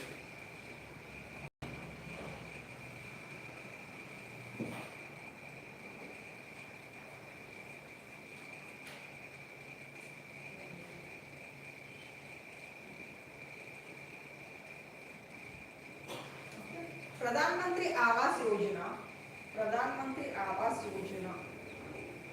प्रधानमंत्री Awas Yojana. Yes. House, hotel and hospitality. Right like this. प्रधानमंत्री Awas Yojana urban, प्रधानमंत्री Awas Yojana urban 2.0, Here EY 2.0. 2.0 aims to provide assistance to 1 crore additional Because additional urban poor and middle class families, poor and middle class families to construct purchase or rent affordable houses over 2024 to 2029. 2024 to 2029 5 ವರ್ಷಗಳು. period. ಪ್ರಧಾನಮಂತ್ರಿ Awas Yojana specially urban ಪೀಪಲ್ಗೆ ಏನು ಅಂತಾರೆ, urban ಅಲ್ಲಿರುವಂತ poor ಮತ್ತೆ middle class ಪೀಪಲ್ಗಳಿಗೆ 1 ಕೋಟಿ. Urban ಅಲ್ಲಿರುವಂತ poor and middle class ಪೀಪಲ್ಗಳಿಗೆ either construction of home or else purchase or else rent. ಅವ್ರು ಏನು ಮಾಡ್ತಾರಂದ್ರೆ ದೇ ವಿಲ್ ಹೆಲ್ಪ್. ರೆಂಟ್ ಅಂದ್ರೆ ಹಿಂಗೆ ಕೇಳೋದಂತಲ್ಲ, ರೆಂಟ್ ಅಂದ್ರೆ ಸ್ಪೆಷಲಿ ಸೆಂಟ್ರಲ್ ಗೌರ್ಮೆಂಟ್ಗೆ ಅಂತ ಹೇಳಿ ಸ್ಪೆಸಿಫಿಕ್ ಆಗಿ ಕ್ವಾರ್ಟರ್ಸ್ ಮಾಡಿರ್ತಾರೆ, ಸೇಮ್ ಲೈಕ್ ಬಿಲ್ಡಿಂಗ್ಸ್ ಎಲ್ಲ ಕನ್ಸ್ಟ್ರಕ್ಷನ್ ಮಾಡಿರ್ತಾರೆ, ಅಲ್ಲಿ ಅಫೋರ್ಡಬಲ್ ರೇಟಲ್ಲಿ ರೆಂಟ್ಸ್ನ ಪ್ರೊವೈಡ್ ಮಾಡ್ತಾರೆ. ಇಲ್ಲೇನಾದರೂ ಏರಿಯಾಸ್ ಅಂದರೆ 10,000 ಇತ್ತು ಅಂದರೆ ಅಲ್ಲಿ 4,000 5,000 ಮಾಡ್ಬೋದು.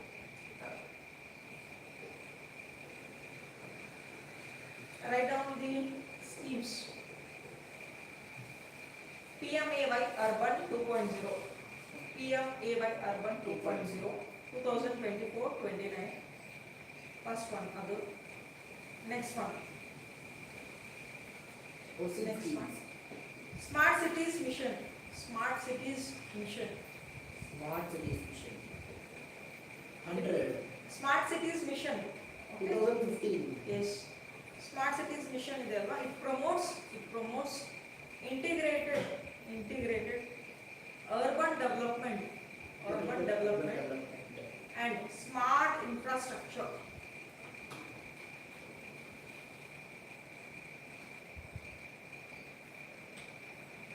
Next one, Amrut 2.0. Amrut 2.0.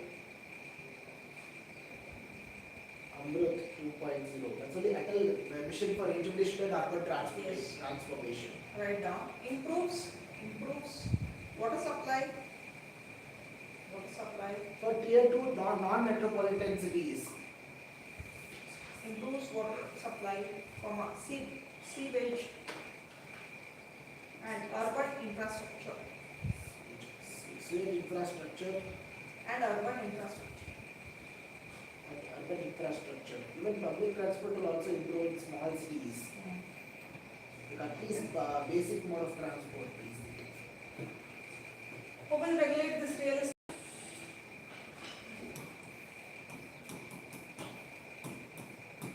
Have you heard this? RERA approval sites, RERA approval flat.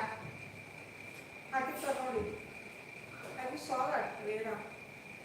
RERA, no, it's a regulatory body for the real estate. Okay. Write down. RERA full form ಮಾಡ್ಕೊಳ್ಳಿ. Real Estate Regulation and Development Act. 2016. Regulatory estate of Real Estate Regulation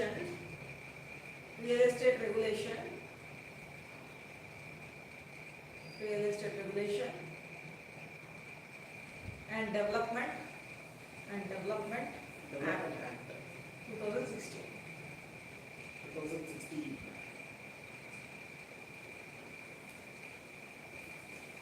See, under RERA, all these projects should be approved. Prestige, Brigade, Godrej, Brookfield, whatever the companies, the real estate companies are there in Bangalore, all should get the approval for their projects. Okay, and also it protects the buyers, customers. It protects the customers and timely ಏನು ಮಾಡಬೇಕು ಅಂದ್ರೆ they should hand over the flats. Especially and also the transaction purchase, whatever the buyers they purchase the flat or else a land approved from the RERA, the transaction should be online itself, andre through bank itself. Okay, there should be transparency. ನಾನು half cash ಕೊಡ್ತೀನಿ, half ನಾನು payment bank through ಮಾಡ್ತೀನಿ, ನನಗೊಂದು flat ಕೊಡಿ ಅಂದರೆ they will not. Yeah, and also BDA, BBMP and also this RERA ಎಲ್ಲ ಇದು ನಡೆಸೋರು ಯಾರು ಅಂದರೆ IAS officers. They will be the head for this. ಇದ್ರ ಬಗ್ಗೆನೂ ಐಡಿಯಾ ಇರಬೇಕು. 100% transparency should be there in transaction. ₹1 ಹೋದ್ರು ₹1 ಬಂದು ಕೂಡ it should be through the bank, no cash, through bank. Okay, and also it will check the quality of the buildings also, the construction side.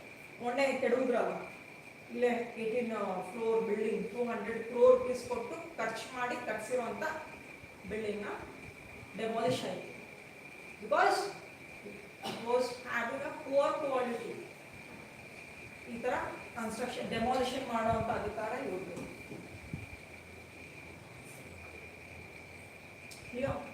Specially protects the buyers. Quality ಆಗಿರ್ಬೋದು, transaction ಆಗಿರ್ಬೋದು, everything.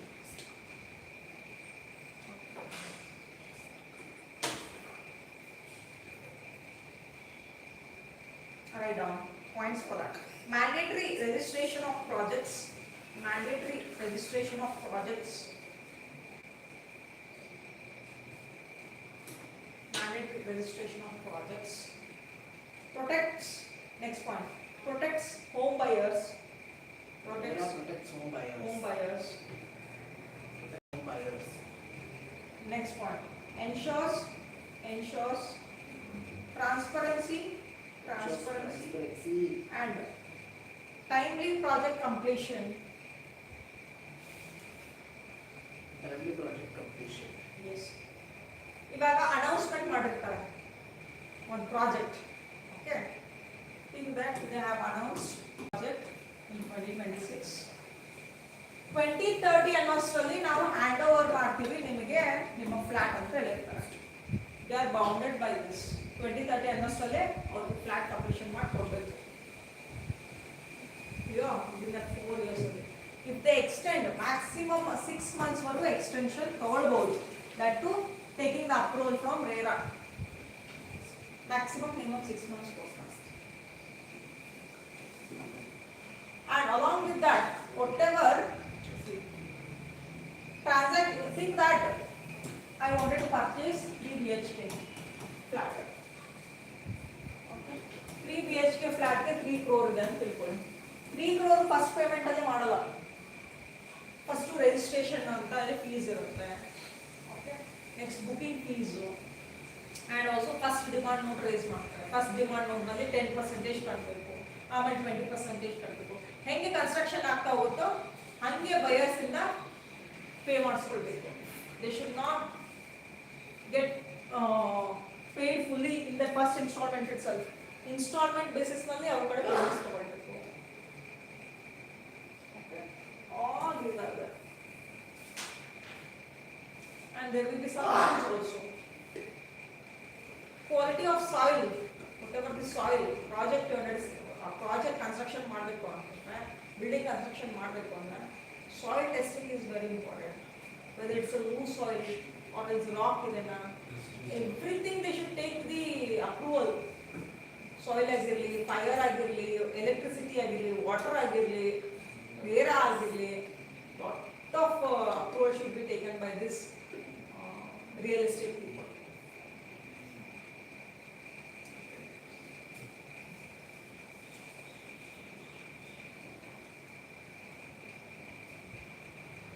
Next, e-commerce. Right now, e-commerce. E-commerce. E-commerce. Yes.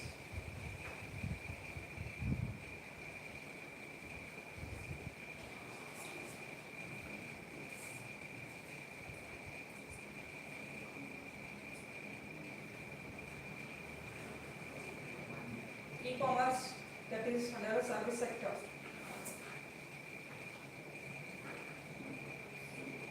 What is e-commerce? Buying and selling of goods and services through digital or electronic means. Right now, e-commerce is buying and selling of goods, buying and selling of goods and services. Selling of goods and services over digital or electronic networks using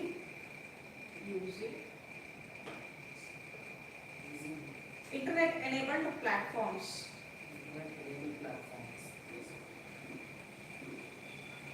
Internet connected platforms.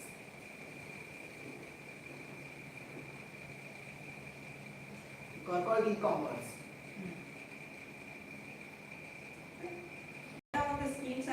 is?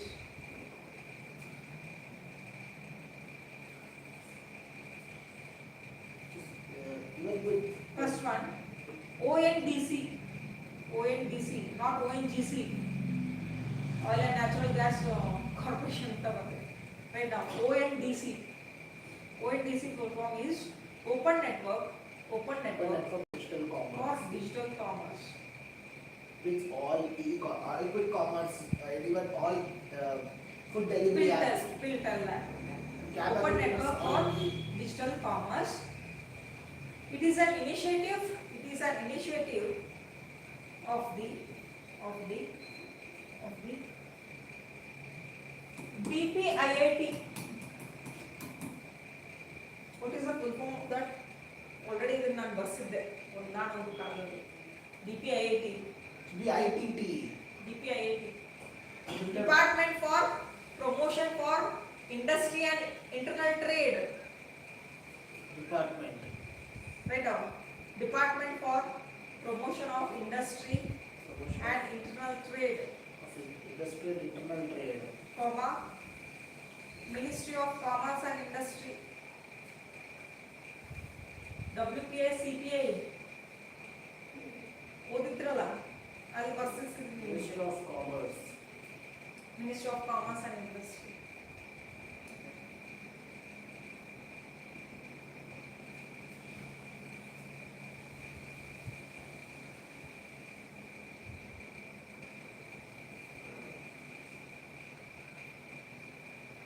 ಇದು ಏನು ಅಂತಂದ್ರೆ ONDC, it is a open platform for transactions.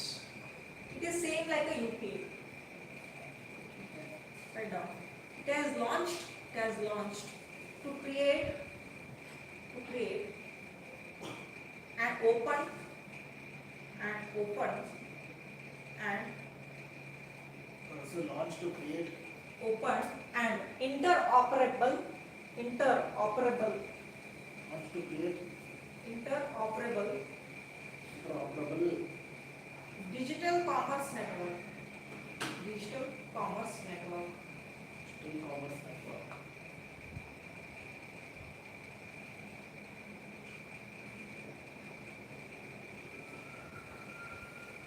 And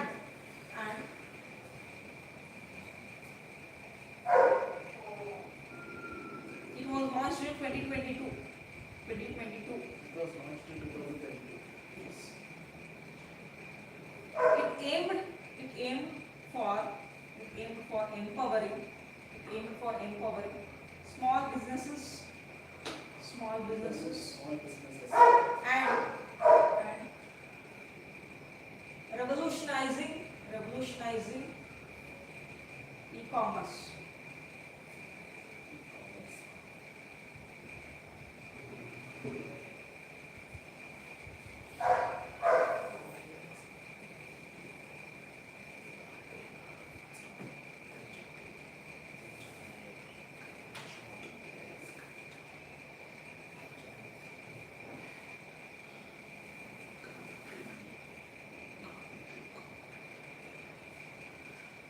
Of this ONDC.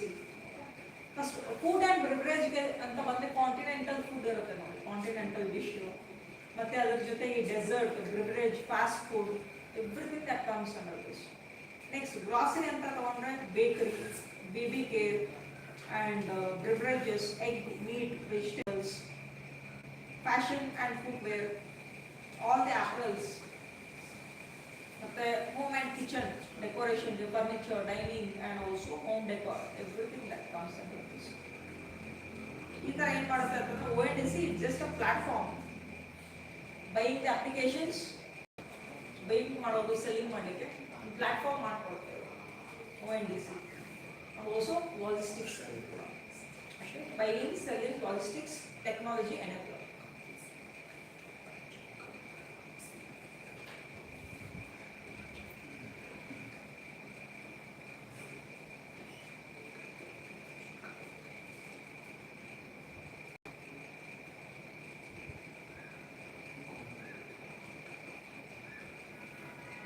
ONDC ಆಯ್ತಾ?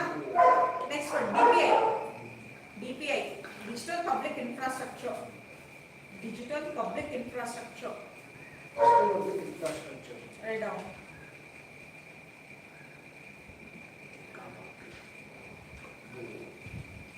First, Aadhaar, UPI, DigiLocker, DigiLocker, ONDC, ONDC, FASTag. FASTag, even UIADI, Aadhaar. First one only I told. These platforms reduce transaction cost and improve trust in digital commerce. Trust in digital commerce.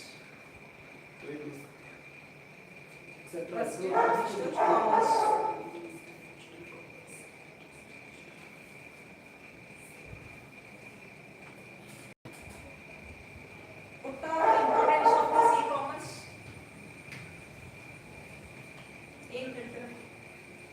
Importance ಏನು e-commerce?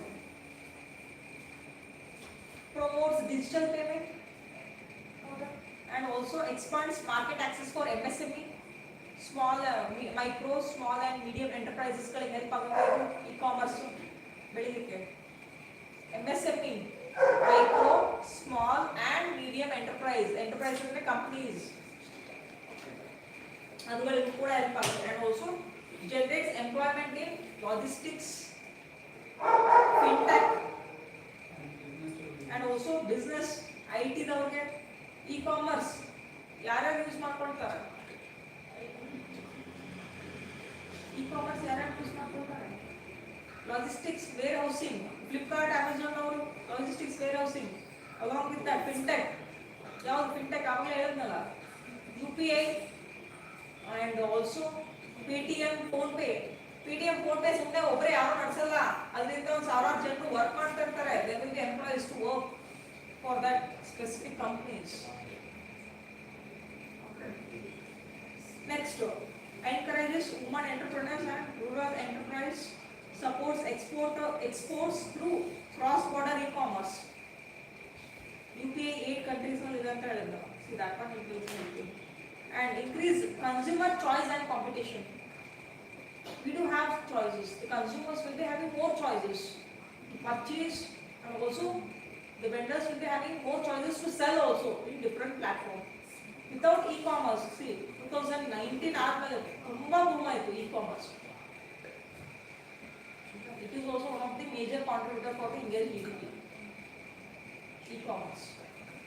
That is a service sector, not a goods. Write down. Important points. Expands. Market access for MSMEs. MSMEs. E-commerce. Next point. Generates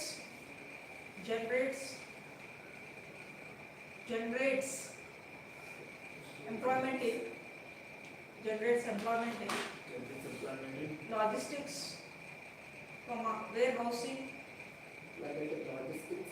warehousing, fintech and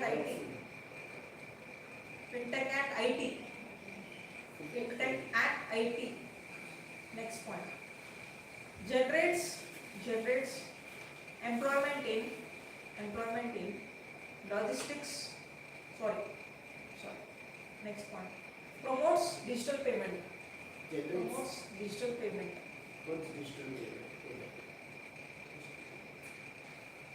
Next point. Increases consumer choices. What's digital payment? Increases. Write down. Increases. Next point. Increases consumer choices and competition. Consumer choices And competition. Competition. Next point. Supports. Next point. Supports exports through cross-border e-commerce. Through cross-border e-commerce.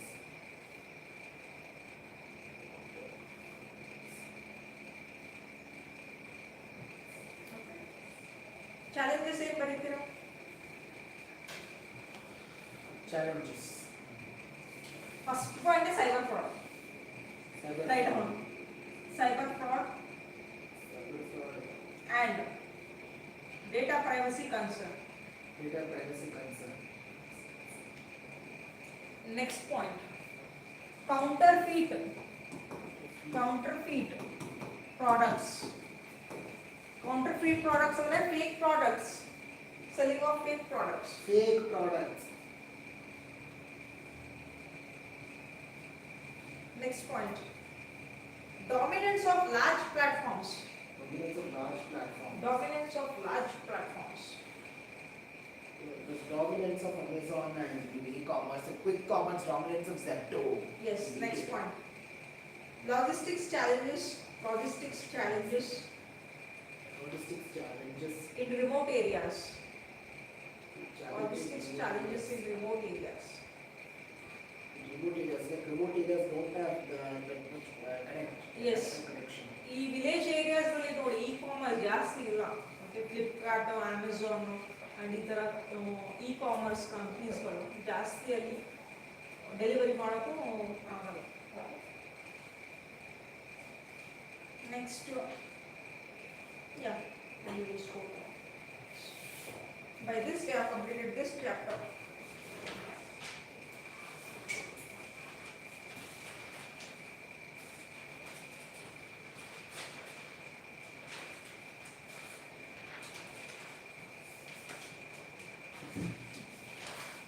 Take a break. We'll start with international economic organizations.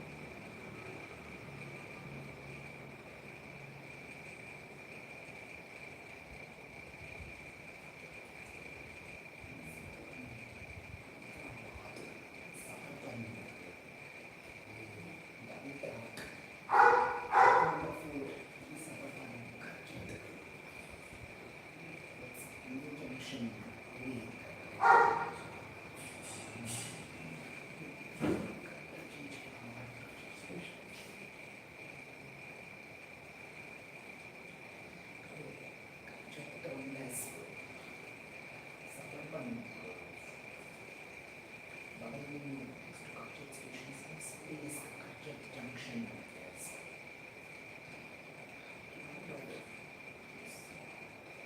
CST really was towards Pune. West line was on Harbour line, yes. Was on the platforms, was on West line, on platform, yes.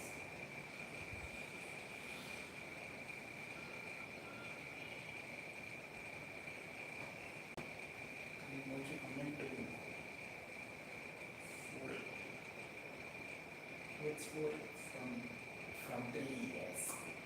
4 straight towards Pune. Card section, card section, customer card. 1 towards Diba. Platform number.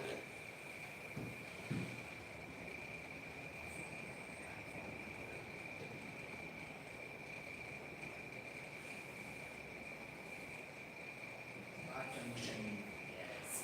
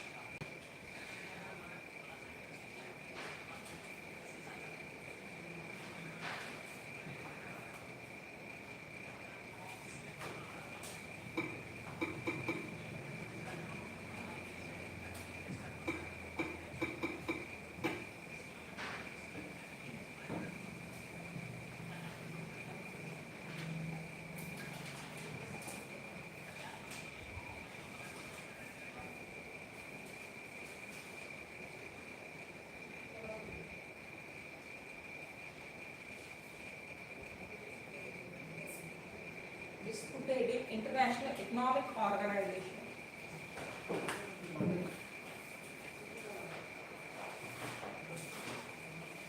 World Economic Organization.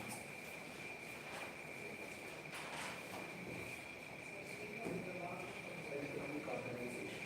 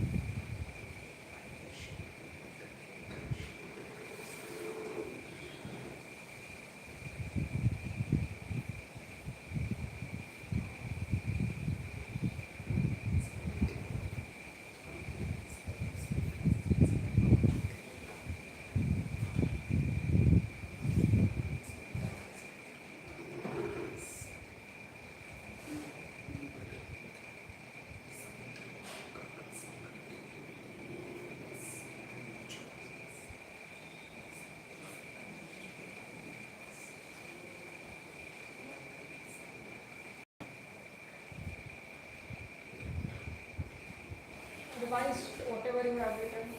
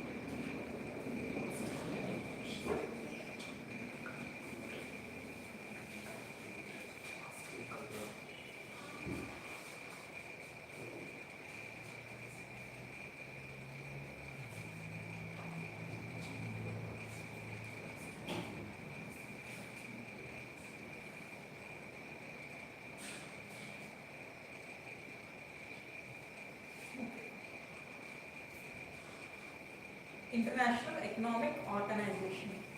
International Economic International Economic Organization. I don't think it will get open.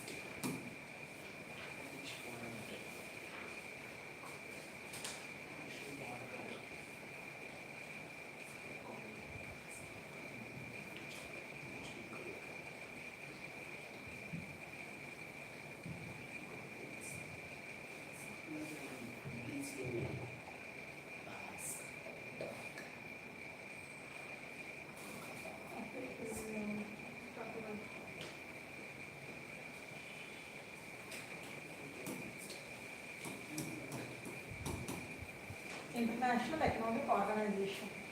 Okay, just concentrate here. After Second World War, the US, UK, and other 42 nations came together and they have met at Bretton Woods. Bretton Woods in America. It's a place. Second World War after Second World War there was lot of destruction, damage was held in most of the countries. In reconstruction ಮಾಡಬೇಕಲ್ಲ. Again there should be a reconstruction. Again there should be economic growth. So that's why all these developed countries along with these 42 nations they have come together and they had a summit, a conference in Bretton Woods, that too in US. Bretton wood ಅನ್ನೋದು ಒಂದು ಜಾಗ. ಆ ಜಾಗಕ್ಕೆ ಏನು ಮಾಡಿದ್ರು ಇವರು Britain wood conference ಅಂತ ಹೇಳ್ಬಿಟ್ಟು they have given the name. Okay, with the help of this Bretton wood conference we have Bretton Woods conference. It is having IMF and World Bank. This was been established. Bretton Woods conference ಆಗಿದ್ದು 1944. Second world war stop ಆಗಿದ್ದು 1944. Okay, ಅದಾದ್ಮೇಲೆ 1944-45 ನಲ್ಲಿ Bretton wood conference ಮಾಡಿದ್ರು.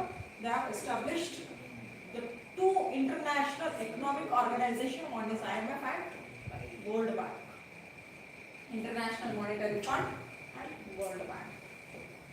Clear? Any doubts in this? Right now, I will just dictate. ಇದನ್ನ Britain wood twins ಅಂತಾನೂ ಕರೀತಾರೆ. Those are both are called as Bretton Woods twins. Bretton Woods twins. Right now, after Second World War,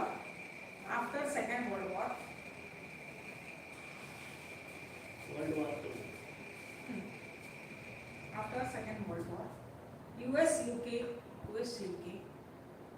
and 42 other nations, totally 44, 42 other nations, total 44,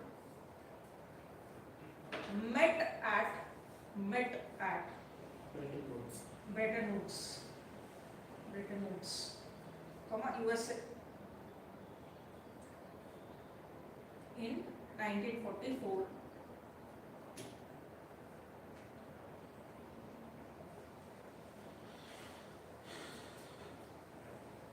And established IMF and World Bank, and established IMF and WB, International Monetary Fund, International Monetary Fund and World Bank.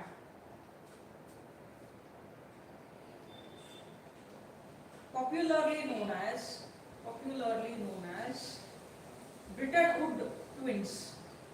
Bretton Woods twins. Established at the same time.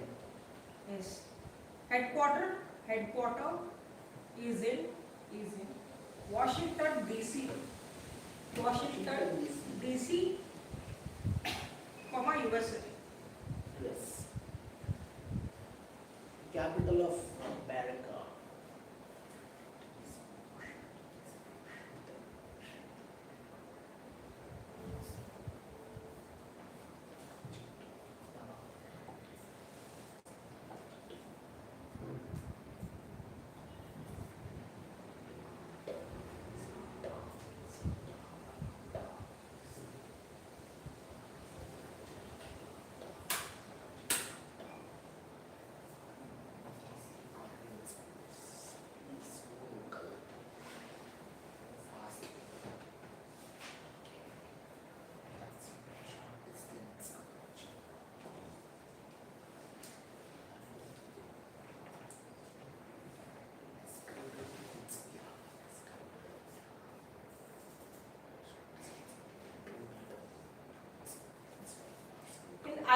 IMF was been formed in 1944, but the operation is ಬಂದಿದ್ದು 1945.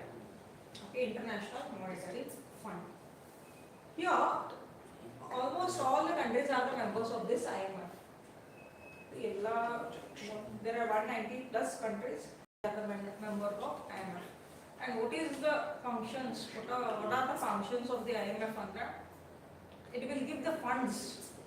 Okay, it will give the funds for developing the nation. That too based on SDR, special drawing rights. Special drawing rights. It's a quota. We'll explain that in detail.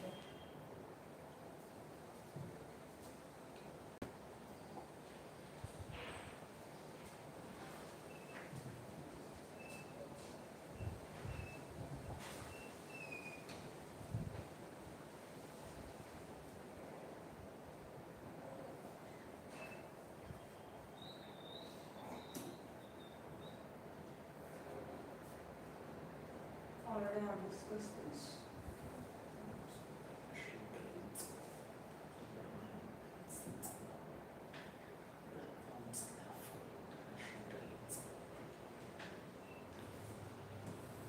IMF was set up in 1944. It was been operationalized from 1945. Okay, and just concentrate here. Concentrate right afterwards. What are the main functions of IMF? Main functions in IMF to exchange rate regulation. The currency exchange rate ಇರುತ್ತಲ್ವಾ, $1 ಗೆ 83 rupees, 85, 95 rupees, 93 rupees. ಅದನ್ನ regulate ಮಾಡೋದು. And also purchasing the short-term foreign currency liability, the member nations from around the world. ಇವಾಗ ಏನಾದರೂ ನಮಗೆ short term ಆಗಿ loan ಬೇಕು sudden ಆಗಿ ಅಂತಂದ್ರೆ IMF will sanction that and it will give the foreign currency for us. If there is any BOP crisis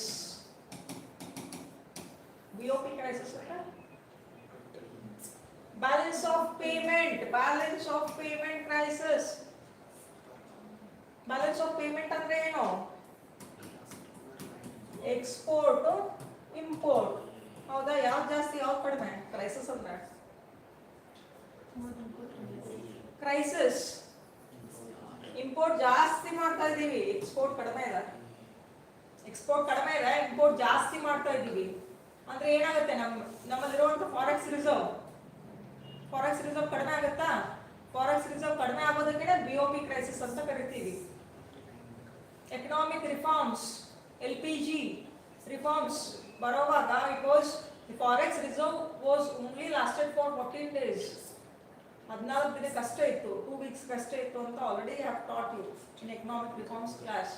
ಹೌದಾ? Same way ಏನಾದರೂ ಯಾವುದಾದ್ರೂ ಒಂದು ಕಂಟ್ರಿಗೆ ಈ ಥರ ಏನಾದರೂ ಕ್ರೈಸಿಸ್ ಆಯಿತು ಅಂತಂದರೆ ಶಾರ್ಟ್ ಟರ್ಮ್ ಲೋನ್ ಆಗಿ ಫಾರಿನ್ ಕರೆನ್ಸಿನ ಕೊಡುತ್ತೆ, hard currencies.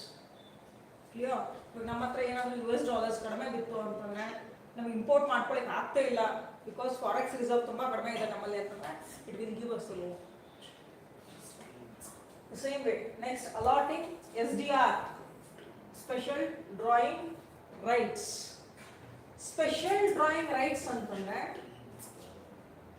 The right to vote, okay, the right to get the loan. ನಾವು ಎಷ್ಟು ಇನ್ವೆಸ್ಟ್ಮೆಂಟ್ ಮಾಡಬೇಕು? See every year also India will invest the money in IMF. ನಾವು ಅದನ್ನು ಇನ್ವೆಸ್ಟ್ಮೆಂಟ್ ಮಾಡ್ತಾ ಹೋಗ್ತೀವಿ. Same way all the member countries will invest the money. ನಮಗೆ ಏನಾದರೂ crisis ಆದಾಗ it will give us the loan. ಒಂದು ಶ್ಯೂರಿಟಿ ಬೇಕಲ್ಲ, okay, that is the SDR. ನೀವು ಎಷ್ಟು ಜಾಸ್ತಿ ಇನ್ವೆಸ್ಟ್ಮೆಂಟ್ ಮಾಡ್ತಾ ಇದ್ದಾರೆ IMFನಲ್ಲಿ ಅಷ್ಟು ನಿಮಗೆ ವೋಟಿಂಗ್ ಪವರ್ ಸಿಗುತ್ತೆ ಇನ್ terms of percentage. Clear? US is having more voting percentage. And this is what the main functions of the IMF. We'll see in detail. To facilitate international monetary cooperation. Between what? Between the countries. All the member countries. ಎಲ್ಲ member countries ಜೊತೆ ಏನಿರಬೇಕು? Monetary cooperation should be there. US ಆಗಿರಲಿ, euros ಆಗಿರಲಿ, and all these hard currency along with the domestic currencies ಜೊತೆ. Along with that, to promote exchange rate stability, orderly and exchange arrangement. Exchange rate stability ನೋಡಿ. What is this exchange rate stability?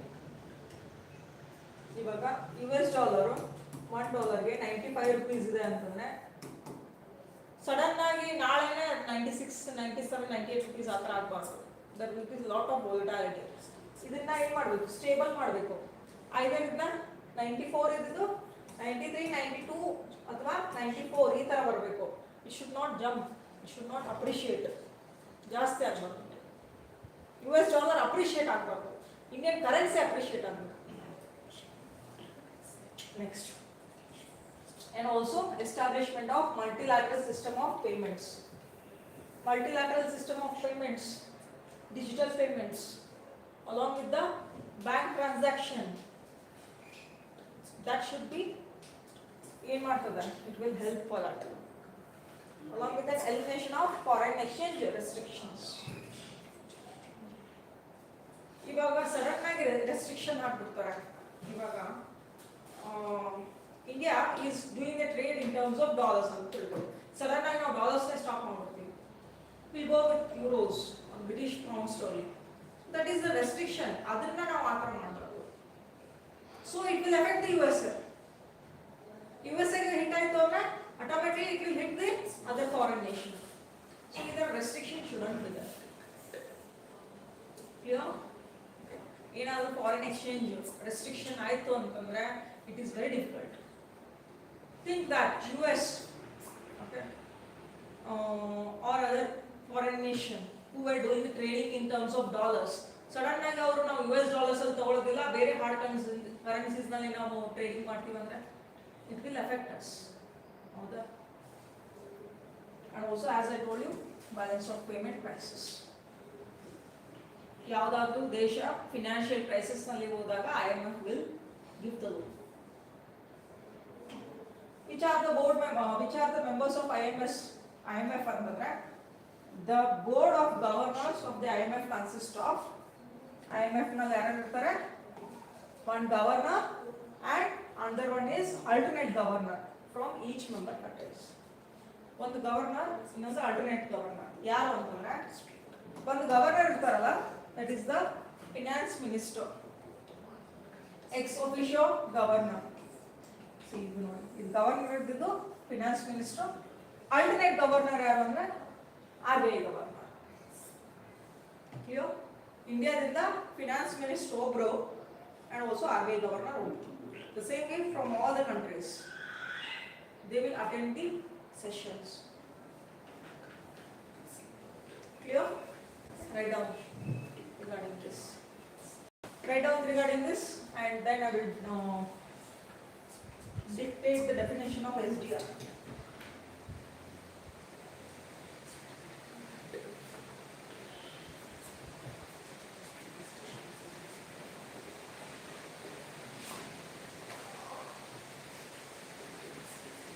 Rohit, right?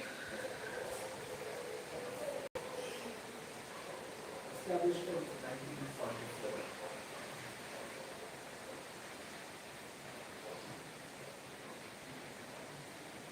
Complete this. This is the static part. IMF total होना नाम है.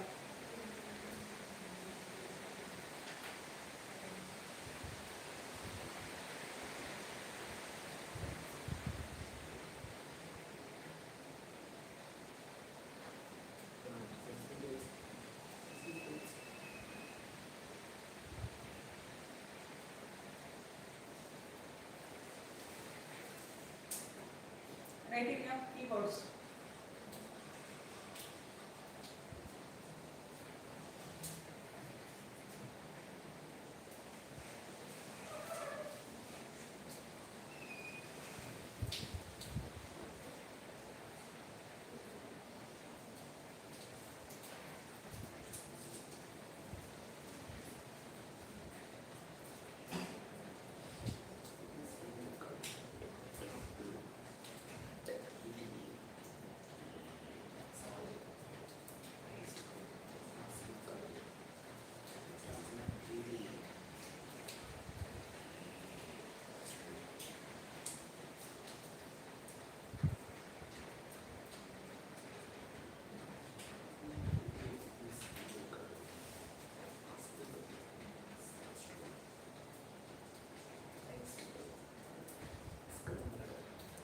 international economic organization, especially prelims oriented chapter.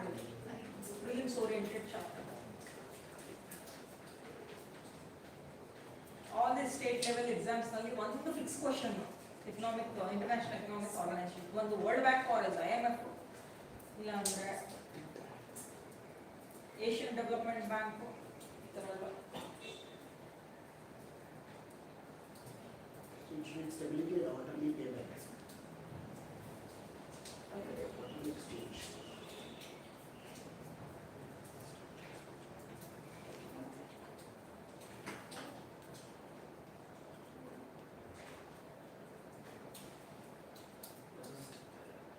This is multilateral payment.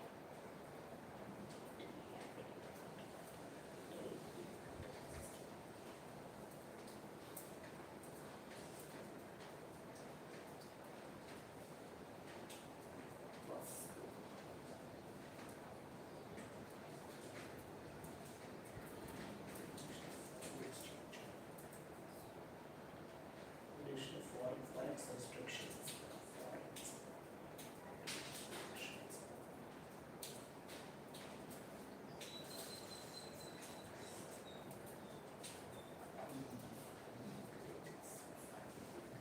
This is other countries by providing financial resources.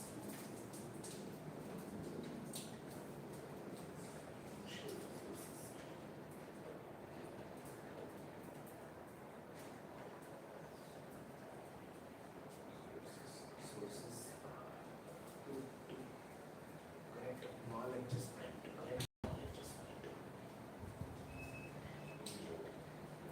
Like that. Yes, sir.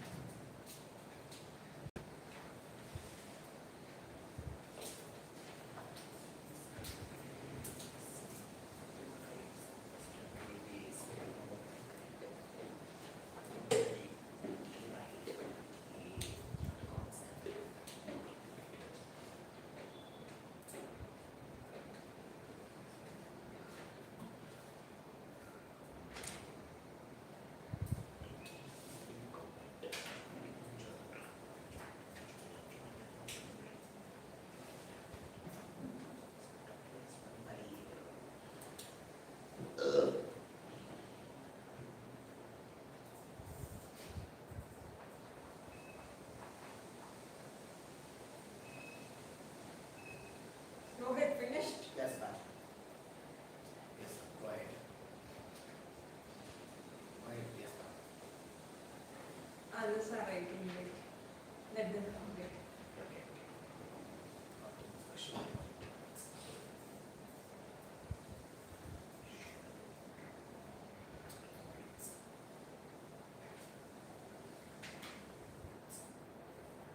Member nations.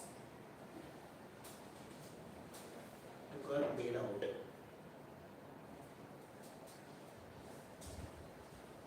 Curb bailout. Bailout and debt. To remove debt is only IMF has come.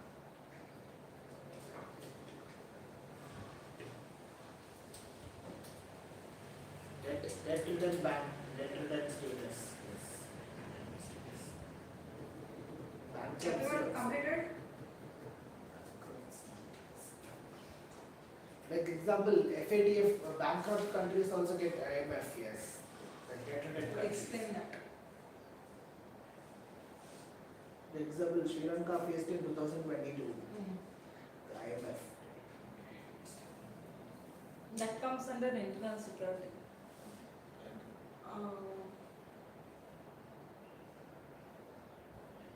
So The countries, this concept right here. IMF ಅಂತ ಹೇಳ್ತಾ ಇದ್ದೀವಿ ಇಷ್ಟೊತ್ತವರೆಗೂ. ಇವಾಗ terrorist ಮತ್ತು ಈ IMF ಹಿಂಗೆ ಏನಿಗೆ ಸಂಬಂಧ ಅಂದ್ರೆ the countries which funds the terrorist the countries which funds the terrorists or supports the terrorism, our countries galge IMF will not fund. Okay, we do have FATF, Financial Action Task Force. This concentrate here. Financial Action Task Force is being set up in 1989. ಇದು ಏನು ಮಾಡುತ್ತೆ ಅಂದ್ರೆ it will monitor all the countries regarding the terrorism. Government ನಾವು ಯಾವ government ನಾವು support ಮಾಡ್ತಾ ಇದ್ದಾರೆ ಟೆರರಿಸಮ್ಗೆ ಮತ್ತೆ ಅಂಡ್ ಕೌಂಟರ್ ಟೆರರಿಸಮ್ ಆಗಿ ಏನು ಮಾಡುತ್ತೆ ಅಂದ್ರೆ the action it takes is under FATF we do have two lists, grey list and black list. Grey list countries ಏನು ಅಂತಂದ್ರೆ they are in a danger zone. Anytime at any moment they might be listed in the blacklist. Blacklist countries ಏನು ಅಂತಂದ್ರೆ they will not get funds from the IMF. They will not get funds, grants, loans, nothing it will get. And also none of the countries will do the trading with those blacklist countries. Blacklist countries ಜೊತೆ trading ಯಾವ countries ಮಾಡಲ್ಲ. It will be like a closed economy. ಹೌದಾ? And also the grants, loans will not be funded by the IMF. The development of that country. Okay? Ivaga, Pakistan was in a grey list previously. It was not in a black list. It was in a grey list. Grey list ನಲ್ಲಿ ಪಾಕಿಸ್ತಾನ ಇತ್ತು. ಅದನ್ನ remove ಮಾಡೋದು grey list ಇಂದ. ಇವಾಗ recent ಆಗಿ when there was a Pulwama attack, again the government of India pressurized the FATF, international organization ಇದು. FATF ನ ಮತ್ತೆ ನಾವು ಪ್ರೆಷರೈಸ್ ಮಾಡಿದ್ವಿ to include Pakistan in grey list.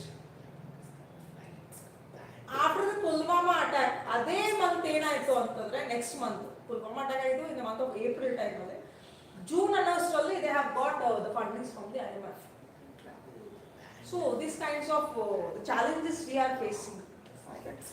Even though a lot of countries were supporting the India during that time, but ಏನು ಅಂತಂದ್ರೆ Pakistan government has seeked the help from the IMF to development of the nations and to remove the terrorism.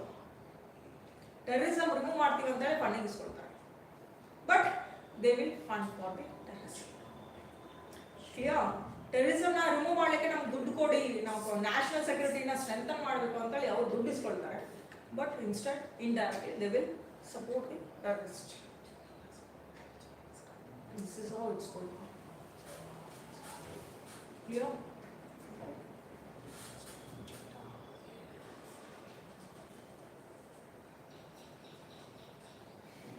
Okay, we'll see the quota.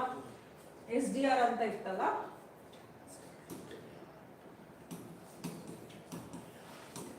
SDR. Write down that. Special drawing rights. Special drawing rights.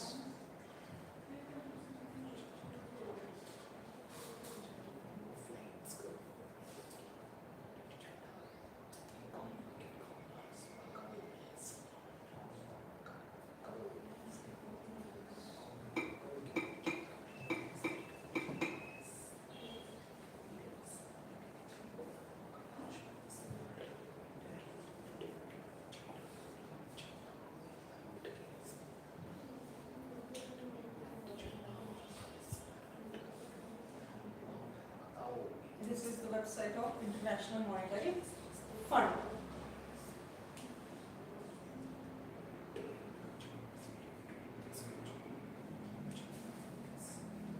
What is SDR? See, SDR will not be in the form of currency form na level. It is in the form of asset, reserve asset. SDR is an international reserve asset that is not in the form of currency, but it is a basket of 5 currencies. Value of 5 currency. Value of 5 currency. Hard currencies. US dollar, euro, Chinese do, renminbi, Japanese do, and the British pound sterling. Value. A reserve iruttalla. That reserve, whatever they keep, that will be in the form of hard currency. That too, other value. Not in the form of hard cash itself. Write down this. See, Chinese renminbi 2014 time ಅಲ್ಲಿ ಅದು include ಮಾಡಿದ್ರು. ತುಂಬಾ ಕಷ್ಟಪಟ್ಟಿದ್ದಾರೆ China in order to ಅದೊಂದು ಕರೆನ್ಸಿನ ಇದರಲ್ಲಿ include ಮಾಡೋಕ್ಕೆ. ಈ hard currency ತುಂಬಾ work ಮಾಡಿದ್ದಾರೆ.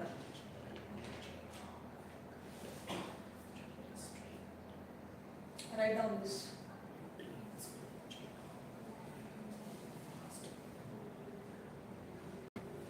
SDR.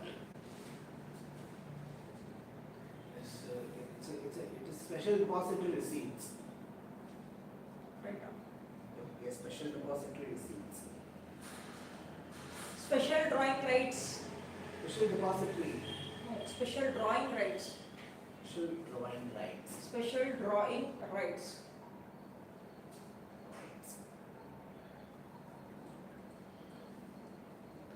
Most of the trading that takes place in these currencies only. Indian currency ಕೊಟ್ಟರೆ ತಗೊಳ್ಳಲ್ಲ. US ನವರಾಗಿರಲಿ, ಯುರೋಪ್ನವರಾಗಿರಲಿ, ಯಾರೇ ಆಗಿರಲಿ, other foreign nation will not accept. When you do the trading, import ಆದ್ರೆ ಆಗಿರಲಿ, export ಆದ್ರೆ ಆಗಿರಲಿ, it will be in the form of this currency itself. International Reserve Assets. Basket of 5 currencies. 5 currencies. Like US dollars. India ಏನಾದ್ರು developed country ಆಯಿತು ಅಂದರೆ Indian currency we can add that. But ತುಂಬ work ಮಾಡೋದು. US dollars, euro, Chinese real. Developed ಅಷ್ಟೇ ಅಲ್ಲ, export ತುಂಬ ಮಾಡಬೇಕು. We should not rely on the other countries Chinese for the yuan. Import of goods. Japanese yen. In UK pounds. Pounds sterling. Pounds.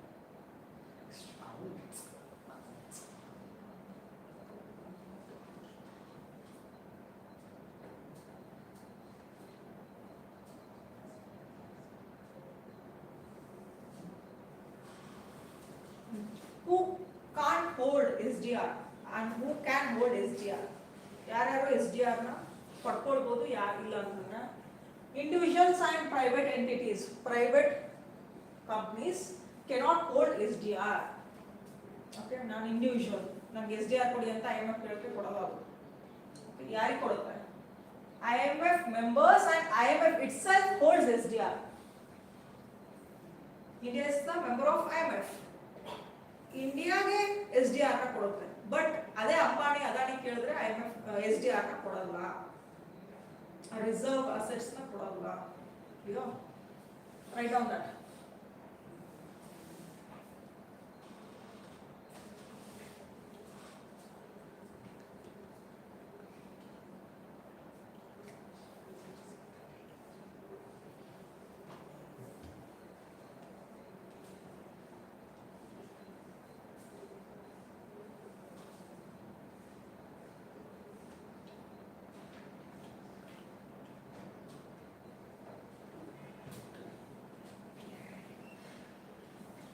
ಒಂದು member country and also IMF itself. Along with that, IMF will give approval for few central banks like RBI, like other central banks of developed nation. ಅವ್ರುಗಳಿಗೆ ಹಕ್ಕನ್ನ ಕೊಡುತ್ತೆ SDR ನ by ಮತ್ತೆ cell ಮಾಡಲಿಕ್ಕೆ. Write down this much.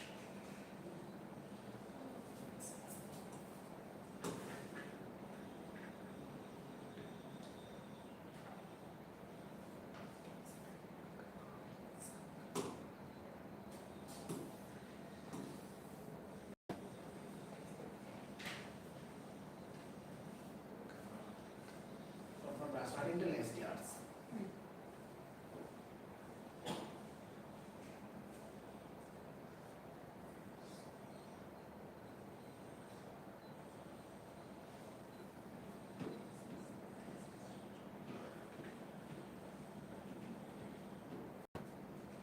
See, ಅದೇ special drawing rights SDR ಇಂದ will get the voting power in the meetings. Okay, ಏನಾದರೂ IMF ನಲ್ಲಿ reforms ತಗೊಂಡು ಬರಬೇಕು ಅಂದ್ರೆ ಮತ್ತೆ ಅಮೆಂಡ್ಮೆಂಟ್ ಆಗಬೇಕು. IMF ನಲ್ಲಿ amendment, not hour constitutional amendment. Okay, IMF ನಲ್ಲಿ ಅಮೆಂಡ್ಮೆಂಟ್ ಆಗಬೇಕು ಅಥವಾ ರಿಫಾರ್ಮ್ಸ್ ಮಾಡಬೇಕು ಅಂದ್ರೆ there will be meetings. ಆ ಮೀಟಿಂಗ್ಸ್ ಅಲ್ಲಿ ವೋಟಿಂಗ್ ಪವರ್ ಇರುತ್ತೆ.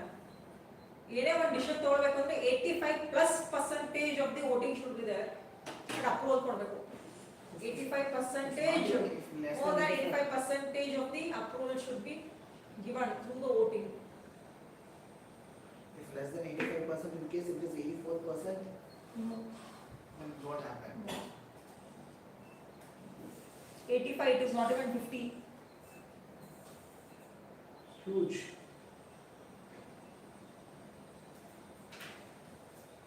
Right now, only this Multi-development much. plans. Okay.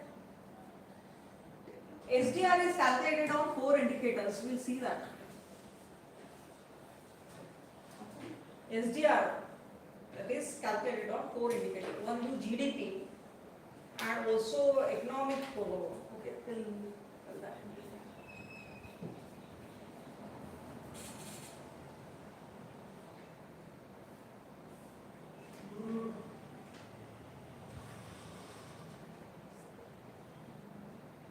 Not hold SDRs. Private cannot hold.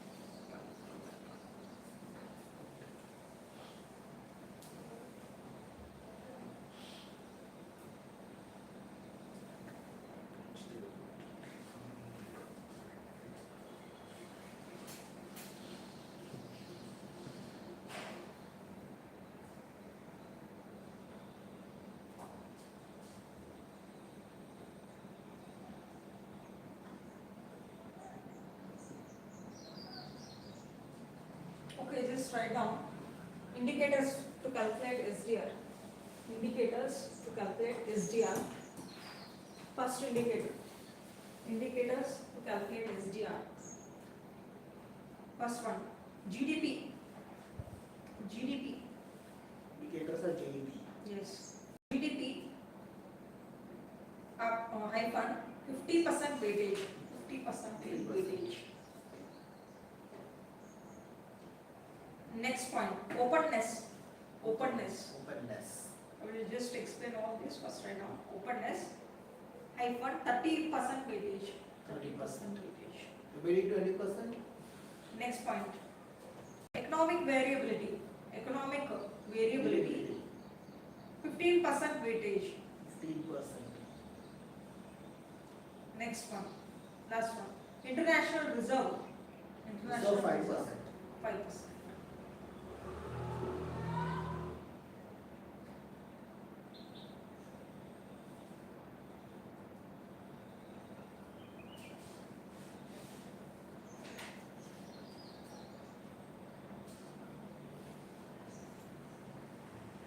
First one is GDP. ಜಾಸ್ತಿ GDP ಇತ್ತು ಅಂದ್ರೆ ಜಾಸ್ತಿ SDR ಸಿಗುತ್ತೆ ನಮಗೆ. Because it is having 50% weightage. Out of 100% ನಲ್ಲಿ ಜಾಸ್ತಿ weightage ಯಾವ್ದಿದೆ? GDP. Next one, openness ಅಂತ ಇದೆ ನೋಡಿ. Openness ಅಂದ್ರೆ ಇದು cross border receipts and payments. Okay, after trading ಆದ್ಮೇಲೆ ರಿಸಿಪ್ಟ್ಸ್ ಮತ್ತೆ ಪೇಮೆಂಟ್ಸ್ ಇರುತ್ತಲ್ಲ, ಗೂಡ್ಸ್ ಮತ್ತು ಸರ್ವಿಸಸ್ ಗಳಿಗೆ ಇದು openness. ಅಂದ್ರೆ ಆ ಕರೆನ್ಸಿಗೆ it should have that value. Next one, economic variability. Economic variability ಬರ್ಕೊಂಡಿದ್ದೀರಾ ನೋಡಿ. Economic variability. There should not be more volatility and also ಈ trade disruption ಎಲ್ಲ ಜಾಸ್ತಿ ಆಗಬಾರ್ದು ಆ ಕಂಟ್ರೀಸ್ ಜೊತೆ. Economic volatility. Already we have written Rohit, already fabricated. Last one nodi, international reserve. International reserve will be in the form of 5 currency. Aduk weightage 5%. So these are the 4 indicators to calculate the SDR. Okay. Now, what is the percentage of SDR for India, for China, for USA? By this we will complete this IMF. Tomorrow we will deal with the World Bank, MIGA, ICC, Asian Development Banks. Asian Development. World Bank is America, but Asian Development Bank is Philippines. India. ಇದು every year calculate ಮಾಡಲ್ಲ ಅವರು months in while ಯಾವಾಗಾದ್ರೂ calculate ಮಾಡ್ತಾರೆ.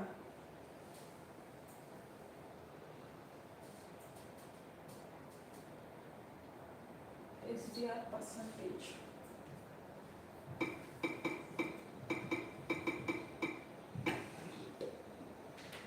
Yeah. As of June 2025, India holds 2.75% of SDR. Write down this. 2.75% of SDR, India. Okay. ಅದೇ ಕೆಳಗಡೆ USA China ಒಂದು ಬರ್ಕೊಳ್ಳಿ. India holds 2.75 SDRs. Percentage of SDRs. Yes, in IMF, yes. 2.75 SDRs India holds.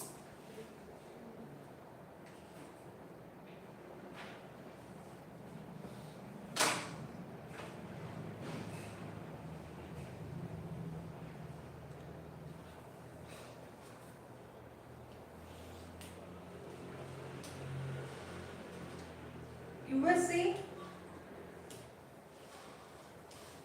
17.42. 17. Right now. USA 17.42 USA 17.42. and China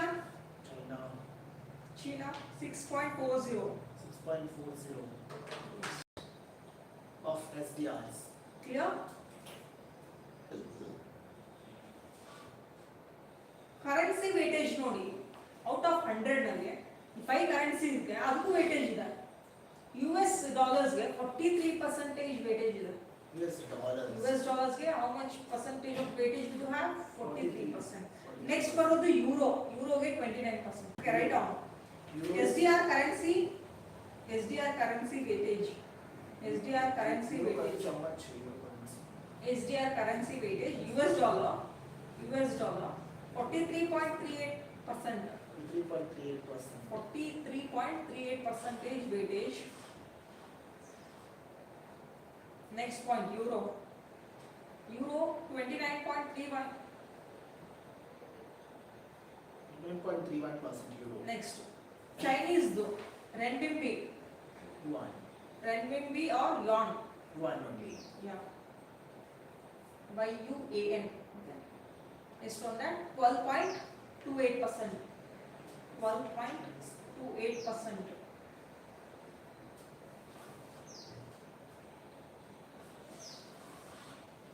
Japanese yen. Pound sterling. Japanese yen 7.59%. Japanese yen 7.59%. 7.59%. 7.59. Pound sterling 7.44. British pound sterling UK pound sterling. 7.44%. 1.44%. ಅರ್ಥ ಆಯ್ತಾ? ಇಷ್ಟು weightage ಇದೆ. ಈ weightage ಯಾವ್ದು basis ಮೇಲೆ ಕೊಟ್ಟಿರ್ತಾರೆ?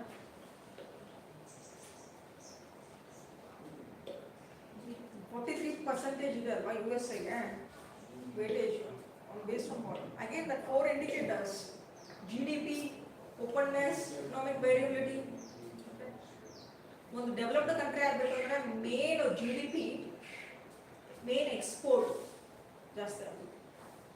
Export trading. Please continue.